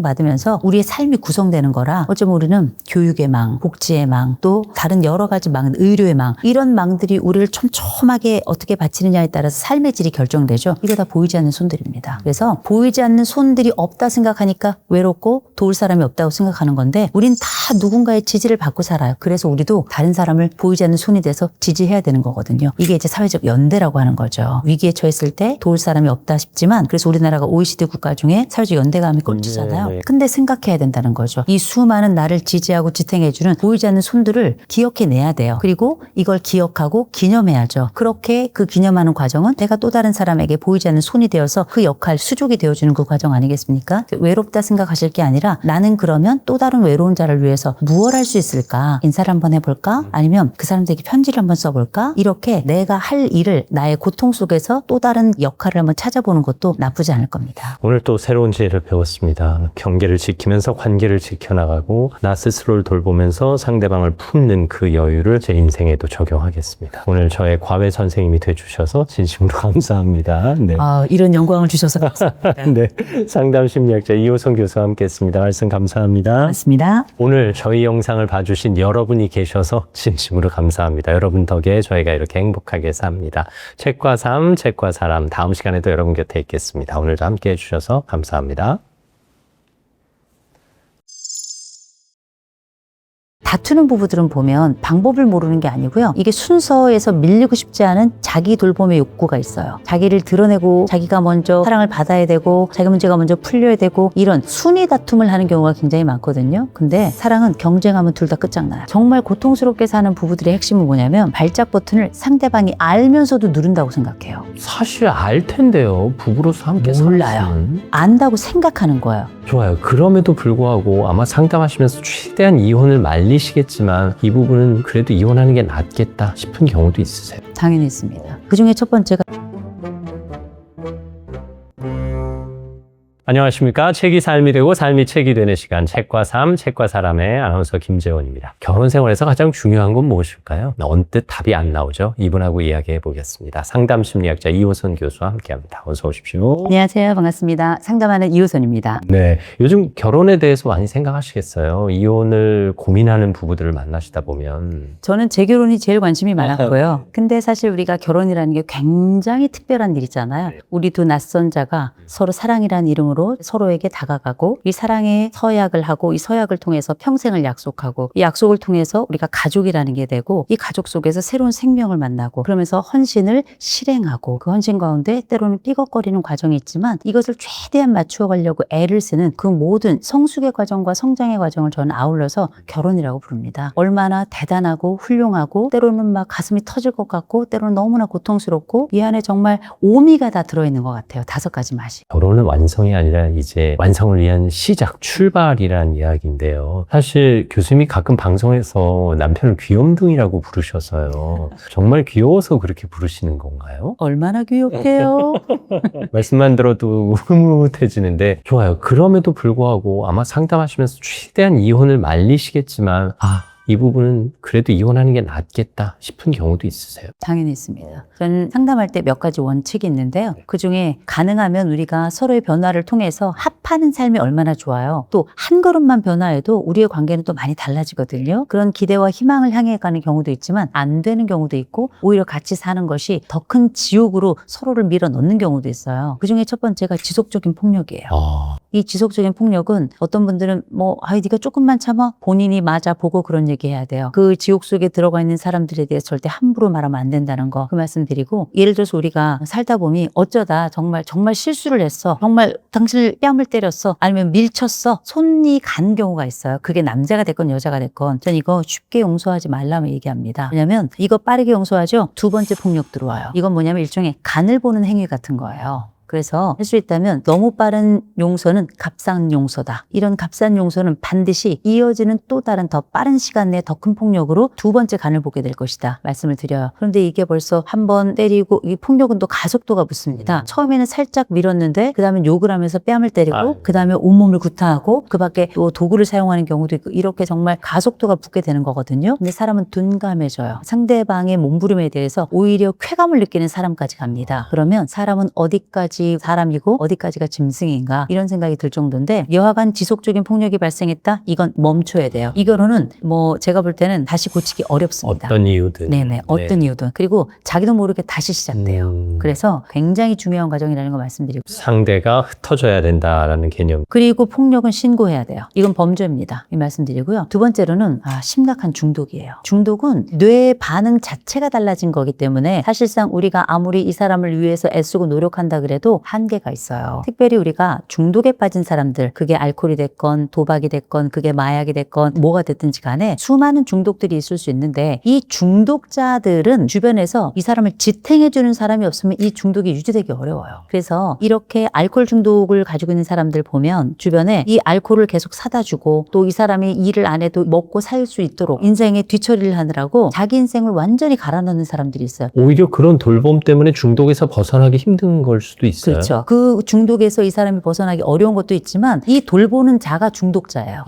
오히려. 그렇죠. 오히려 이런 사람들은 관계 중독인 거죠. 자기의 모든 것들을 다 집어넣고 자기를 완전히 잃어버린 상태에서 타인을 위해서만 사는 이런 사람들은 다 관계 중독자라고 보시면 돼요. 그런데 전형적으로 이 중독이라고 하는 요소가 이 중독자 주변에서 이 사람을 돌보는 이 사람들, 남들이 볼 때는 너무 불쌍하고 안타까고 선한 사람이지만 이 역시 중독자들입니다. 이분들은 상호 공동 중독에 들어가게 되는 거예요. 그래서 이걸 이걸 공동 의존자라고 부르는 거거든요. 이건 서로에게 최악의 상황으로 가는 겁니다. 서로에게 각자 다른 지옥에 살게끔 하는 거거든요. 이 결혼은 멈춰야 됩니다. 방송 보면서 가장 안타까웠던 건 부부 당사자의 문제가 아니라 다른 식구의 관계가 얽혀서 이 관계가 깨지는 경우, 뭐 시어머니와의 고부 갈등이라든가 또 뭐 장모와의 장서 갈등이라든가 이런 갈등 때문에 부부의 관계가 힘들어지는 건 너무 안타까워요. 너무 안타깝죠. 근데 많은 분들이 얘기하죠. 중재를 잘해야지. 가운데서 아들이 혹은 뭐 딸이 중재를 잘해야지. 그래야지 별 문제가 없는 거 아니야? 중재 어려워요. 중재라는 게 얼마나 어렵습니까? 그럼요. A라는 사람과 B라는 사람 사이에 이 감정의 골과 이 서로 간의 정서적인 차이와 생각의 차이와 신념의 차이들을 누가 조절할 수 있어요? 사실 남과 남을 중재하기도 힘든데 식구와 식구를 중재하는 거죠. 그럼요. 이게 보통 어려운 일이 아닌 게 이 관계가 평생을 갑니다. 그래서 이제 많은 분들이 며느리하고 시어머니 사이에 이런 고부 갈등이 있을 땐 남편에게 아내 편에 서십시오 이렇게 얘기하잖아요. 물론 맞는 얘기예요. 맞는 얘기인데 저는 인생의 뭐 아니면 도는 아니라고 생각합니다. 왜냐하면 이 사람이 남편이기도 하지만 아들이기도 해요. 또 장서 관계도 마찬가지예요. 장서 갈등이 발생했을 때 이 딸이 이 남자의 아내이기도 하지만 누군가의 딸이기도 합니다. 그래서 저는 할 수 있다면 이런 관계가 굉장히 골이 깊은 집은 제일 먼저 떨어져 살아야 돼요. 굉장히 중요합니다. 떨어져 살고요. 두 번째로는 경계를 선명하게 정할 필요가 있어요. 경계라고 하는 건 뭐냐? 우리가 예를 들어서 부모님을 뵙거나 아니면 뭐 장인 장모님을 뵙거나 아니 시어머니 시아버지를 뵙거나 어떤 관계든지 간에 세대 간의 관계를 만들어 갈 때에는 이런 갈등 요소가 없을 수가 없어요. 그런데 경계를 정한다는 건 뭐냐면 우리가 1년에 이분들을 찾아뵐 때 몇 번은 어떻게 가고 그때는 어떻게 하겠다. 비용을 어떻게 하겠다. 아예 부부간의 합을 정하고요. 규칙을 만들어요. 그렇죠. 규칙을 정하셔야 돼요. 그게 우리가 또 다른 분하고의 경계를 긋는 과정이거든요. 그 경계에는 합의를 해주셔야 되는데 너무 빡빡한 경계는 안 돼요. 이거는 경계가 너무 빡빡하면 지킬 수 없는 경계가 되고요. 너무 흐물거리는 경계는 또 경계가 아닌 거예요. 그래서 최대한 우리가 당사자, 곧 배우자를 좀 배려하지만 비율로 치자면 뭐 8대2. 내 배우자가 8, 부모님은 2 이런 식으로 하고 보통 이렇게 중재가 어려운 이유는 중재자가 눈치가 없어서 그래요. 중재 자체가 어려운 겁니다. 그렇잖아요. 오죽하면 중개료라는 걸 받겠어요. 그렇죠. 중개료를 받는 이유는 그만큼 양쪽에 수요가 있어도 이게 조율이 안 되는 거거든요. 중개료가 좀 비쌉니까? 그런데 사이에서 중개료도 안 받으면서 조율을 한다는 것도 말이 안 되고 중개사들은 다 공부를 해서 시험을 봐서 국가고시 합격한 사람들이에요. 우리가 무슨 중개사로서 시험 본 적이 있겠습니까? 그 모든 관계 속에 시달리는 자로만 살아남는 거거든요. 그래서 제일 먼저 기억하실 것. 사실 조금 만남을 더디하시는 게 필요하고요. 두 번째로는 경계를 선명하는 게 필요하고요. 세 번째로는 전문가 도움 받으세요. 이게 이 사람이 완결체가 아니에요. 이 사람도 스스로 스트레스 때문에 머리 다 빠지게 생겼단 말이에요. 그래서 우리가 요새 인프라가 너무 좋습니다. 특별히 부부 상담이나 가족 치료 같은 경우에는 무제한으로 무료 상담이 이어지는 곳도 많아요. 그래서 우리가 뭐 가족센터라든지 정신건강복지센터라든지 그 밖에 수많은 지자체나 이런 지역에 있는 여러 상담 센터들이 많이 있거든요. 다 전문가들입니다. 다 전문가들이기 때문에 여러 그 관련된 해당하는 상담들을 워낙에 많이 해서 자료도 굉장히 파일링이 많은 분들이에요. 얼마나 준비가 됐어요. 마치 오늘 내가 상담받으러 갔는데 나를 위해 준비된 자처럼 그분들이 기다리고 있거든요. 전화하셔가지고 사전에 예약하시고 인프라를 기꺼이 활용하셔서 전문가, 나보다 훨씬 더 이 상황을 객관적으로 볼 수 있고 나의 취약점까지 알아채서 이 부분이 이 중재자로서 역할을 하는 나, 또 이 가족의 평화를 가져오도록 애쓰는 우리 가정을 위해서 무엇이 진짜 필요한가에 대한 전문적 도움을 꼭 받으시기를 저는 권해드립니다. 중재를 너무 쉽게 생각하시면 안 돼요. 방심하시면 안 되니까 식구와 식구 간에 빨간불이 예상된다 하면 전문가의 도움을 받으셨으면 좋겠습니다. 사이 좋은 비결 뭐 이런 걸 말씀하실 만한 게 있어요? 제가 이제 여러 인터뷰 많이 해보고 동시에 상담도 해보고 또 연구도 해보고 이런 과정을 거치면서 사이 좋은 부부들은 몇 개의 특징이 있더라고요. 예. 일단 사이 좋은 부부들은 기본적으로 서로에 대한 존중감이라는 게 있어요. 그 사람을 개별 인격으로 봐줘요. 너는 나와 하나인 짝으로서가 아니고요. 그는 그로서, 그녀는 그노로서 하나의 인격체로 존중감을 가지고 있더라고요. 독립체이기도 하네요. 그렇죠. 이게 되게 중요한 게 부부라는 게 사실은 하나의 덩어리가 아니에요. 나란히 가는 자죠. 그래서 각자의 존재도 인정하면서 나란히 같이 갈 수 있는 따로 또 가치죠. 사실 우리가 예부터 일심동체라는 말을 너무 많이 들어와서 거기에 매몰돼 있는 감이 있어요. 이심이체예요. 그렇죠. 네.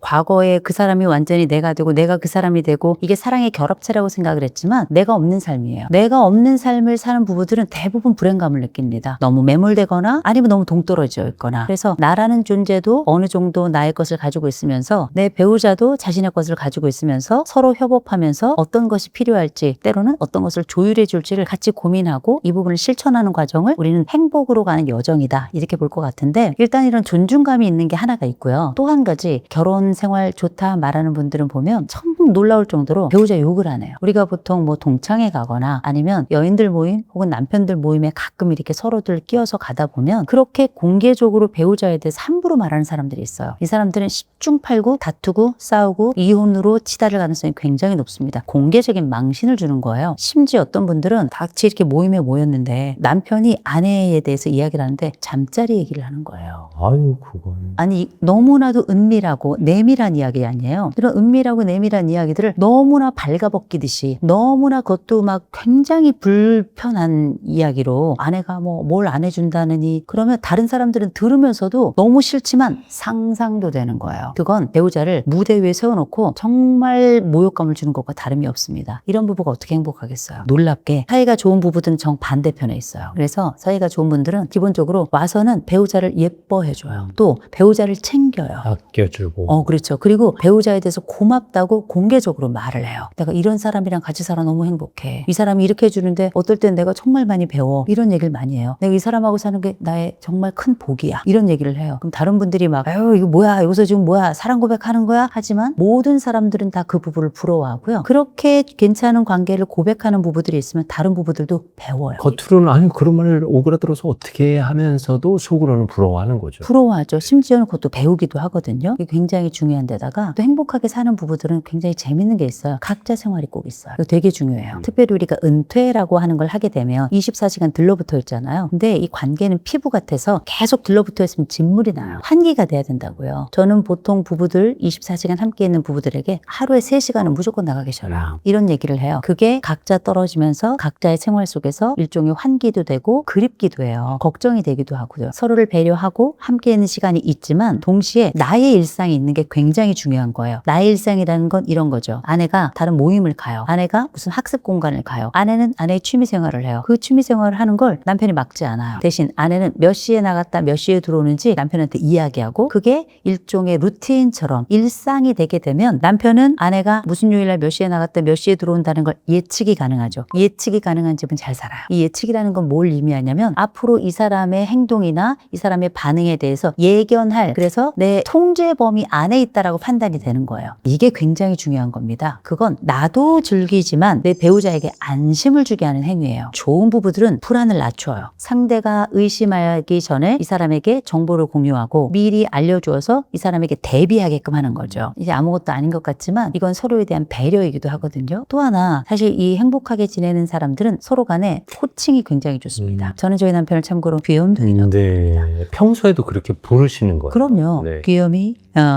그런데 이건 우리 둘만의 이야기예요. 제가 어디 외부에 나가서 제 남편을 그렇게 부르진 않겠죠. 그런데 요새 부부들 제가 정말 안타깝게 보는 것 중에 하나가 욕을 너무 많이 해요. 말할 수 없이 욕을 많이 하고요. 추워도 욕이 들어가기 춥고 더워도 욕이 들어가기 더워요. 이 얘기는 참 서로에게 이 집은 욕이 통용되는구나 하겠지만 생각해 보세요. 서로 사랑하는 사람들에게 욕이라고 하는 건 서로의 존재를 밑바닥까지 끌어내리는 행위입니다. 그리고 자신들의 아이들이 있잖아요. 그 아이들에게 야 엄마 같은 여자랑 결혼해라. 너 아빠 같은 남자랑 결혼해라. 아빠 같은 남자 없다. 엄마 같은 그런 여인 없다. 엄마 아버지 같지만 이렇게 살아라. 이런 식으로 배우자를 아이들 존재 앞에서 아주 높고 고양시켜주는 사람들이 있어요. 최고의 배우자입니다. 최고의 부부예요. 이런 요소들을 어떤 부부는 한 가지 가지고 있고 어떤 부분은 2가지 그 이상을 가지고 있을 거예요. 한 가지만 가지고 있어도 훌륭한 부부다. 2가지 이상 가지고 있으면 엑설런트다. 3가지 이상 가지고 있다면 베스트다. 그 이상 더 많은 걸 가지고 있으면 베스트 오브 베스트다. 제가 볼 땐 그 집이 천국이다. 서로 존중하는 부부, 상대방의 험담을 하지 않는 부부, 따로 또 같이 각자의 생활을 아껴주고 존중하는 부부, 그리고 서로 욕을 하지 않는 부부, 자녀 앞에서 배우자를 높여주는 부부. 어떻게 보면 좋은 부부의 특징을 말씀하셨는데 꼭 저희 부부 이야기를 하는 것 같아서 바로 네. 농담이고요. 저는 초등학교 6학년 때 짝이랑 결혼해서 지금 46년째 함께 연인처럼 친구처럼 잘 지내고 있거든요. 46년째라고 하면 네. 다른 분들이 지금 한 90쯤 되신 줄 알아요. 근데 말씀하신 대로 저희는 각자의 생활 영역을 존중해요. 그래서 제일 이해 못하는 거, 나 남편에게 허락받을게, 나 아내에게 허락받을게 이런 거 없어요. 아내가 친구들과 여행 가고 싶으면 나 언제부터 언제까지 여행 가기로 했어. 누구누구랑 갔다 올게. 그럼 잘 갔다 와. 이렇게 하는 거고. 그리고 각 각자의 일정을 캐묻지 않아요. 그냥 알아서 얘기해요. 아, 나 내일은 9시 반에 들어와. 아, 나 내일은 책과삼 녹화 있어. 서로의 일정을 공유는 해요. 아, 내일 귀가 예정 시간 얘기해주고, 집에 들어갈 때 몇 시쯤 도착 예정, 뭐 이런 거 문자 해주고. 이게 전형적인 좋은 부부들의 특성이에요. 사실 어떻게 보면 아무것도 아니잖아요. 아무것도 아닌데 이걸 안 해요. 아무것도 아닌 것 같지만 이 사람의 내일을 예측할 수 있잖아요. 그래서 이 예측에 따라서 나의 삶도 자유롭게 살 수 있고, 이 사람이 언제쯤 어디 있겠구나, 안심이 되죠. 언제쯤 들어오겠구나. 그럼 나의 시간도 거기에 따라서 조절이 가능하겠죠. 이게 뭐냐면 내가 알려줌으로 그녀에게 자유를 주는 거예요. 그리고 그녀에게 알려주면서 그녀에게 안심을 주는 거거든요. 저는 굉장히 좋다고 생각하고요. 근데 다만 분명한 건 이렇게 잘 지내는 부부들이 가지고 있는 맹점도 있어요. 네. 그 맹점은 뭐냐면 사람이 늘 좋은 건 아니에요. 그래서 이렇게 잘 지내는 부부처럼 보이는 사람들도 때로는 약간 공중에 붕 뜬 것 같은 부부들도 있어요. 겉은 굉장히 멀쩡한데 안쪽에는 약간 공허함 같은 거를 갖는 부부들도 있어요. 왜냐하면 합이 딱딱딱 맞는 부부들 중에는 몸의 합이 또 안 맞는 분들도 계시고요. 부부로서의 구색은 갖추고 있지만 이 간절함이나 뜨거움은 또 없는 집인 경우들도 있어요. 근데 간절함 없어도 살아요. 뜨거움 없어도 살아요. 앞서 말씀하신 대로 완벽한 육각형은 없고, 그 중에 하나, 뭐 그 중에 두 개가 행복하면 또 행복의 조건이 되는 거니까요. 저희는 그래서 저녁에 만나면 먹어도 30분에서 1시간은 대화를 많이 하는 편이고, 일상의 대화는 그렇지만 어쨌든 부부가 함께 꼭 여행을 가는 시간이 있어요. 그래서 한 계절에 한 번씩은 짧은 여행, 그리고 1년에 한 2번 정도는 긴 여행을 가서, 여행을 가보면 일단 24시간 함께 있게 되니까 대화를 더 많이 하게 되고, 여행 가서도 저희는 대단한 거 하진 않아요. 그냥 맛있는 거 먹으러 다니고, 자동차 빌려서 소도시 돌아다니면서 마음에 들면 머물고, 충분히 누렸으면 다음으로 떠나고, 뭐 일정에 쫓기지도 않고, 그냥 맛있는 거 먹고 맛있는 거 마시고, 뭐 또 대단한 관광지 막 구경하러 길을 쓰고 다니지도 않고, 어느 때는 그냥 시내 바닷가에 앉아서 한 4시간 5시간 사람 구경하고, 그냥 흐르는 대로 살거든요. 그래서 서로가 서로에게 편안함을 느꼈으면 좋겠다라는 심정인데, 잘 살고 있는 건지는 잘 모르겠어요. 아니 스스로 괜찮다고 생각하시잖아요. 네. 네, 그만하면 됐고요. 그리고 또 아니 남이 뭐라 그러거나 간에 내가 괜찮으면 괜찮은 거 아니겠어요? 다만 되게 중요한 부분 중에 하나인 게 뭐냐면 사람들이 행복을 엄청난 거라고 생각을 해요. 그래요. 네. 그러니까 이 행복을 오르가즘으로 알고 생각을 해요. 행복은 오르가즘이 아니에요. 막 짜릿해가지고 어느 순간에 막 끝을 향해 달려가는 그런 건 없어요. 별일 없으면 행복한 겁니다. 이 부부들이 서로에게 나는 이런 걸 원해 라고 이를테면 아마 요청하는 바가 있을 거예요. 내가 불편한 건 이런 거야. 나는 화가 났을 때 난 이렇게 해줘. 이게 바로 발작 버튼하고 안심 버튼이에요. 둘 이상의 관계가 함께 관계를 맺으면 때로는 수직 관계, 때로는 수평 관계가 되겠죠. 근데 어쨌든 아이들이 생겨나면 이때는 조금 더 3차원적인 입체적인 관계가 되고요. 근데 모든 구조 속에 들어가 있는 관계 안에는 다 두 개의 버튼이 발생해요. 어느 누구 사이에든. 그게 하나가 발작 버튼, 또 하나가 안심 버튼이에요. 발작 버튼. 내가 너무 싫어하는 이 말 들으면 난 정말 돌아버려. 일종의 분노 방아쇠가. 그렇죠. 트리거라고 하는. 그리고 이런 행동 나 완전히 뚜껑 열려. 난 정말 미추어 버리겠어. 이거 다 우리의 발작 버튼인데 재밌는 게 정말 고통스럽게 사는 부부들의 핵심은 뭐냐면 발작 버튼은 누구에게나 다 있어요. 어떤 부부나 다 있어요. 그런데 이 발작 버튼을 상대방이 알면서도 누른다고 생각해요. 사실 알 텐데요. 부부로서 함께 몰라요. 살면. 안다고 생각하는 거예요.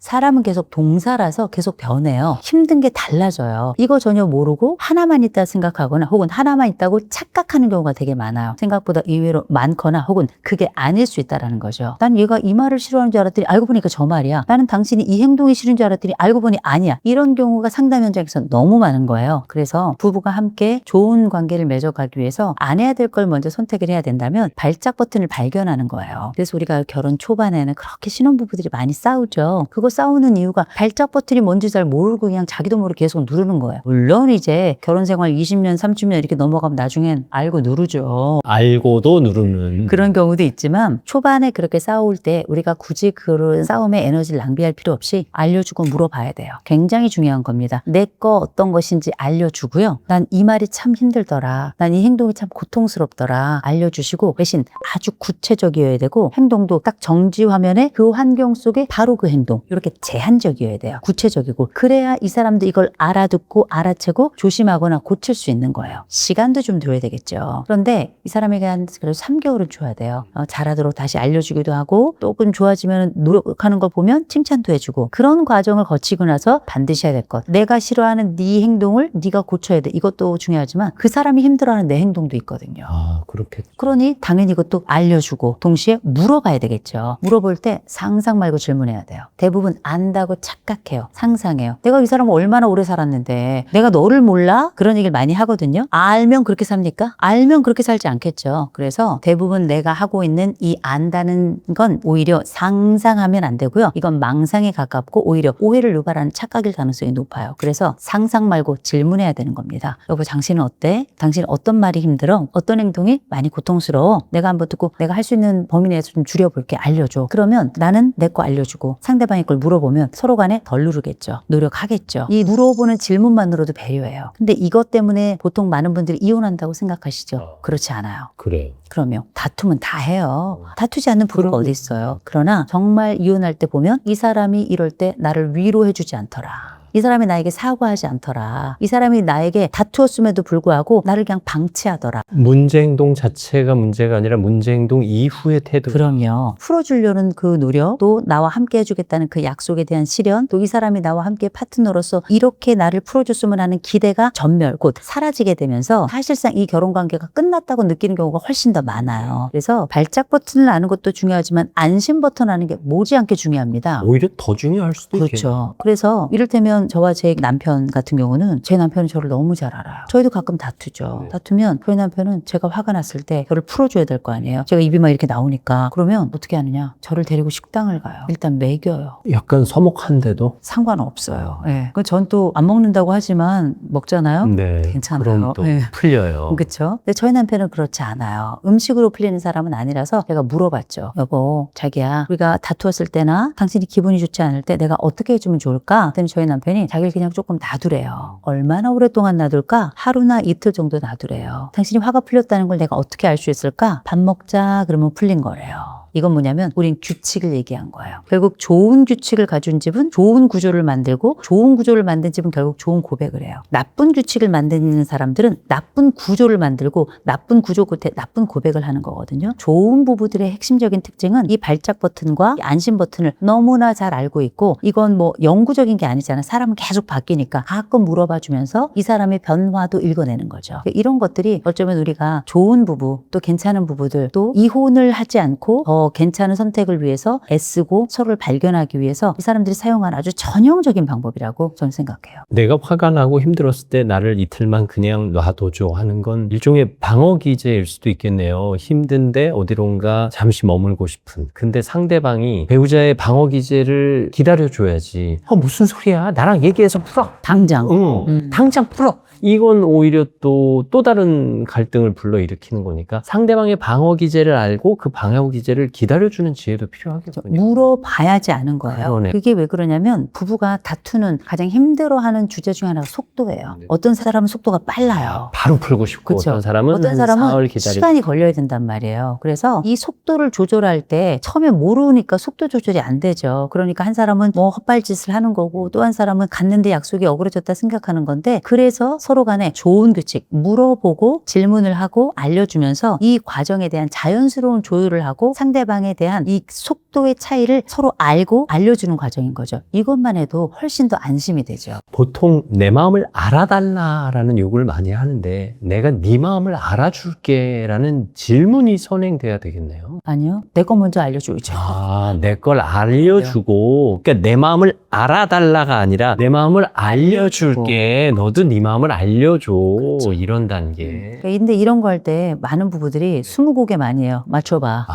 그래요. 근데 20곡이 다 틀려요. 네네. 맞출 수 없어요. 네, 그래서 우리가 이런 건 주관식, 객관식도 안 돼요. 사지선다, 오지선다 안 되고요. 그냥 알려줘야 돼요. 그리고 물어보면 금방 생각이 안 날 수 있어요. 나중에라도 대답을 해줘야 되는 거죠. 이래서 서로를 존중하는 방법이 가장 쉬운 방법이에요. 그런데 이 쉬운 방법을 안 하니까 상담 현장에 저를 만나러 오셔서 비용을 지불하고 시간과 공간과 고통 보통의 비용을 지불하고 그제서야 거기서 서로의 규칙을 발견한 다음에 이 규칙을 천천히 수행해 가면서 서로를 그때서야 서로의 참맛을, 참 기쁨을, 그 다음에 안심을, 또 예측을 거기서 이제 경험하면서 우리 집 괜찮구나, 우리 집도 변화할 수 있구나, 이런 새로운 방식의 발견을 하게 되는 거거든요. 방송에서 문제 있는 부부의 문제를 해결해주고 표정이 착 풀리는 걸 보면서 사실 저 부부가 한 일은 진즉할 수도 있었을 텐데 그런 생각을 할 때가 있거든요. 그렇죠. 전문가들이 하는 솔루션이 대단한 솔루션이 아니에요. 어떻게 보면 그렇죠. 네. 왜냐하면 이분들은 이미 답을 가지고 와요. 저희는 질문만 하면 돼요. 이 질문에 대해서 답을 하면서 그들이 정리를 하는 거거든요. 물론 조금 더 필요한 부분이 있으면 플러스로 저희가 한두 가지 얹을 수 있겠지만 상담에서는 기본 원칙이 있습니다. 상담을 받으러 오는 자는 답도 가지고 온다.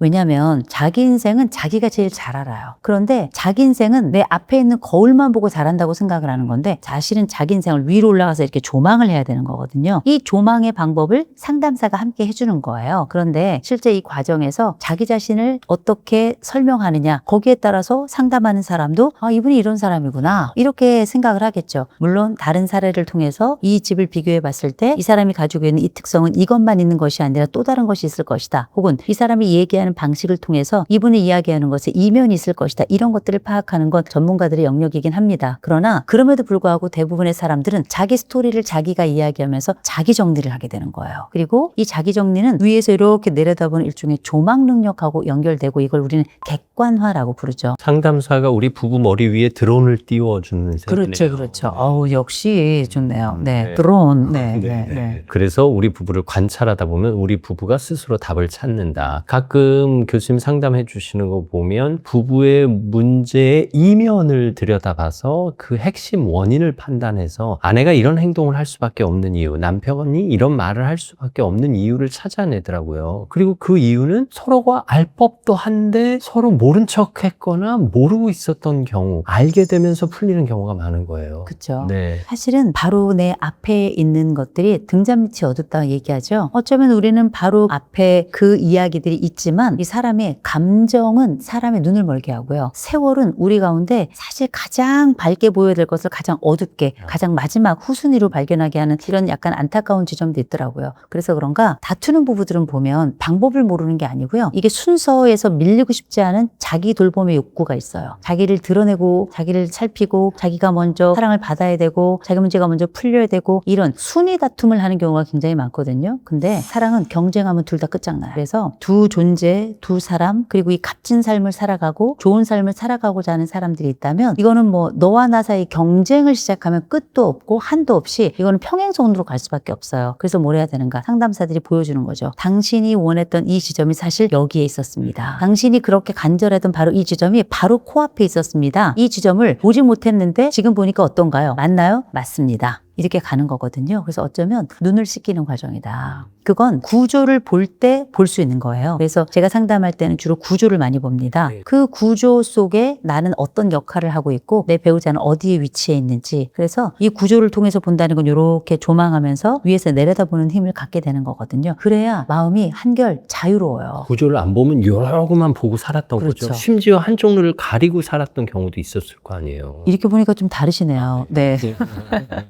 정말 정확한 표현이신 걸. 어쩌면 우리는 서로에게 말에 옆에 보면 이렇게 주변을 보지 못하도록 이렇게 눈을 가려놓죠. 눈 가리게 해놓죠. 서로에게 이 눈 가리게를 하는 것과 마찬가지입니다. 그래서 그 세월 동안에 우리는 앞에 있는 것만 보게 되는데 사실은 이 앞 말고 더 넓은 영역이 우리에게 있다는 걸 이제 보게끔 하는 과정인 거죠. 어떻게 보면 소통이 잘 되는 부부들은 어느 한쪽이 혹은 번갈아 가면서 살짝 양보하고 있었던 거 아닐까요? 대단한 양보를 하는 거죠. 모르고 하는 양보도 있고 알고 하는 양보도 있는데요. 알고 하는 양보가 진짜 위대한 양보예요. 왜냐하면 알고 하는 건 하기 어렵거든요. 알고 해야 된다는 건 나의 것을 상당 부분 포기해야 된다는 걸 알고 그럼에도 불구하고 그 자리를 그 빈 공간을 그를 위해서 기꺼이 내어주는 거거든요. 그건 마치 손님이 왔을 때 안방을 내어주는 것과 똑같아요. 그렇죠. 대단한 희생입니다. 그런데 이제 이 희생을 그래 상대방이 알아봐 줘야 되는 거예요. 그래서 좋은 부부의 핵심은 내가 양보하는 게 중요한 게 아니에요. 양보를 알아봐 줘요. 양보를 인정해 줘요. 양보를 고마워해요. 양보를 기억 기억해요. 양보를 다른 사람에게 공개적으로 알려요. 그래서 이 사람을 고양시켜요. 고귀하게 만들고 양보를 기꺼이 한 자의 그 희생과 아름다움을 기억해서 그걸 기념하는 거죠. 얼마나 대단해요. 양보를 기쁨으로 만들어주는 거네요. 네. 쉽지는 않겠지만 노력을 해봐야 할 부분입니다. 근데 그러면 저는 연극하라고 얘기해요. 연기를 해라. 연기를 해야죠. 어. 왜냐하면 우리가 예를 들어서 배우자와 함께 살아가는 그 세월이 짧지 않잖아요. 꽤 길죠. 근데 내 감정을 드러내야 될 때가 있죠. 근데 이거는 내 감정을 드러내는 순간 연기는 끝난 거예요. 연기가 아니죠. 이건 날 것을 보여주는 거니까. 근데 우리가 모든 반지, 모든 액세서리는 다 가공이 돼 있습니다. 가공된 아름다움이 있어요. 물론 그렇다고 다 가식이라는 게 아니에요. 그렇죠. 원석은 여전히 남아있는 겁니다. 그러나 가공의 아름다움을 알고 있어야 되는 건데 가공은 아파요. 가공은 힘듭니다. 깎아야죠. 그럼요. 깎아내야 되고 갈아내야 되고 그런데 그 과정을 통해서 우리는 그 원석이 보석이 되는 과정을 겪게 되는데 그 과정에 중요한 건 내가 너를 깎는 건 괜찮은데 내가 깎이는 건 너무 힘든 거거든요. 근데 그 양보의 지점이라고 하는 게 결국은 때로는 이 원석이 갈리는 지점이라고도 전 생각을 해요. 우리가 사랑이라는 게 뭡니까? 결국은 내 것을 내어주는데도 불구하고 아픔에도 불구하고 그를 위해서 그 자리를 기꺼이 내어주는 그 사랑을 우린 사랑이라고 부르잖아요. 그 사랑은 저는 엄청난 행위라고 생각하지 않습니다. 위대한 사랑도 있겠죠. 근데 우리는 너무 뻔한 사람들이잖아요. 네. 취약한 사람들이고 그래서 그냥 작은 거 하나 내어줄 수 있으면 좋아요. 근데 내가 내어줄 수 있는 걸 넘어서면 안 돼요. 대신 내 배우자가 진짜 고마운 수준이고 이 부부가 잘 되는 부부가 있다면 이 부부는 뭐냐면 이 사람이 요만큼 내어줄 수 있다는 걸 아는데 이 사람이 요만큼 날 내어준 거야. 이걸 고마워해야 되는 거예요. 읽어줘야 되는 거죠. 그래서 때로는 이 사람이 이만큼 내줄 수 있을 것 같은데 왜 요거밖에 안 내주지? 이런 생각이 들지라도 이만큼 내줬지. 고마워. 아, 고맙죠. 난 당신이 얼마나 했었는 줄 알아. 속으로는 좀 더 내놓지 할 수 있어요. 그럴지언정 연기를 해서. 그럼요. 그래서 저는 부부는 서로 선생이어야 된다고 생각해요. 선생은 제자보다 더 시선이 넓어야 되고요. 선생은 제자보다 상대를 더 품어줘야 되고요. 선생은 제자보다 상대를 더 많이 용서해야 돼요. 이런 상호 선생 개념이 좀 됐으면 좋겠다 이런 생각이 들고요. 그럼에도 불구하고 인격이라는 게 누구는 종재기예요. 누구는 넓어요. 그래서 부부싸움이 발생할 때 보면 이게 관계의 문제일 때도 있어요. 근데 개인 인격의 문제일 때도 있어요. 개인 인격의 문제라면 이 인격을 조금 더 수양해야 되는 거고요. 관계의 문제라면 관계대로 풀어갈 수 있어요. 요거는 일단 구분을 해야 된다는 걸 말씀드리지만 이 문제가 무엇이든지 간에 이 사람을 어떤 사람으로 맞을 것인가는 여러분의 연기에 달려있다. 우리가 하는 연기에 달려있다. 연기에 따라 상대방도 배역을 결정한다는 걸 기억해야 된다는 거죠. 내가 로미오 하면 넌 줄리엣 할 수 있거든요. 예. 네. 혹자는 연기가 진심이 아니라고 생각할 수 있지만 전 그렇게 생각 안 해요. 배우가 연기할 때 얼마나 진심인데요. 그러면 메소드 연기, 마음을 다해서 연기하는 심지어 연기하다 사랑에 빠져요. 그럼요. 그럼요. 네. 그래서 저는 60은 연기다. 원래 8할까지 갈까 했는데요. 그렇게까지 하면 너무 좀 우리의 삶이 너무 그렇죠. 각박하니까요. 제가 볼 땐 60%는 아니 연기가 별겁니까? 오늘 굉장히 인물 좋아 보이세요. 네. 너무 깔끔하시네요. 대충 한 얘기예요. 그럼에도 불구하고 기분이 좋죠. 마찬가지요. 별로 안 뚱뚱하시네. 이런 거는 아니죠. 네. 근데 분명한 건 내 배우자도 나와 함께 살아가면서 사랑받고 싶어요. 곧 연기의 주인공이 되고 싶은 겁니다. 그래서 저는 생활신조가 생방일치, 생활과 방송이 일치한다. 그래서 출연자에게 대하듯 집에 가서 아내에게 대한다. 인생 피곤하시겠어요? 열심히 좀 살아보겠습니다. 네, 좋습니다. 오늘 어쨌든 부부의 행복을 위해서 우리가 어떤 부분을 고려하고 어떤 부분을 알려주고 또 어떤 부분을 배려하고 어떤 부분을 연기하고 또 어떤 부분을 받아들여야 하는지 깊은 깨달음을 얻었습니다. 제 인생의 과외 선생님 심리학자 이호성 교수와 함께했습니다. 감사합니다. 고맙습니다. 네, 여러분은 어떻게 보셨습니까? 우리가 사랑하는 사람은 남자와 여자의 관계가 아니라 남편과 아내의 관계라는 거 잊지 않으셨으면 좋겠습니다. 책이 삶이 되고 삶이 책이 되는 시간, 책과 삶, 책과 사람 아나운서 김재원이었습니다. 감사합니다.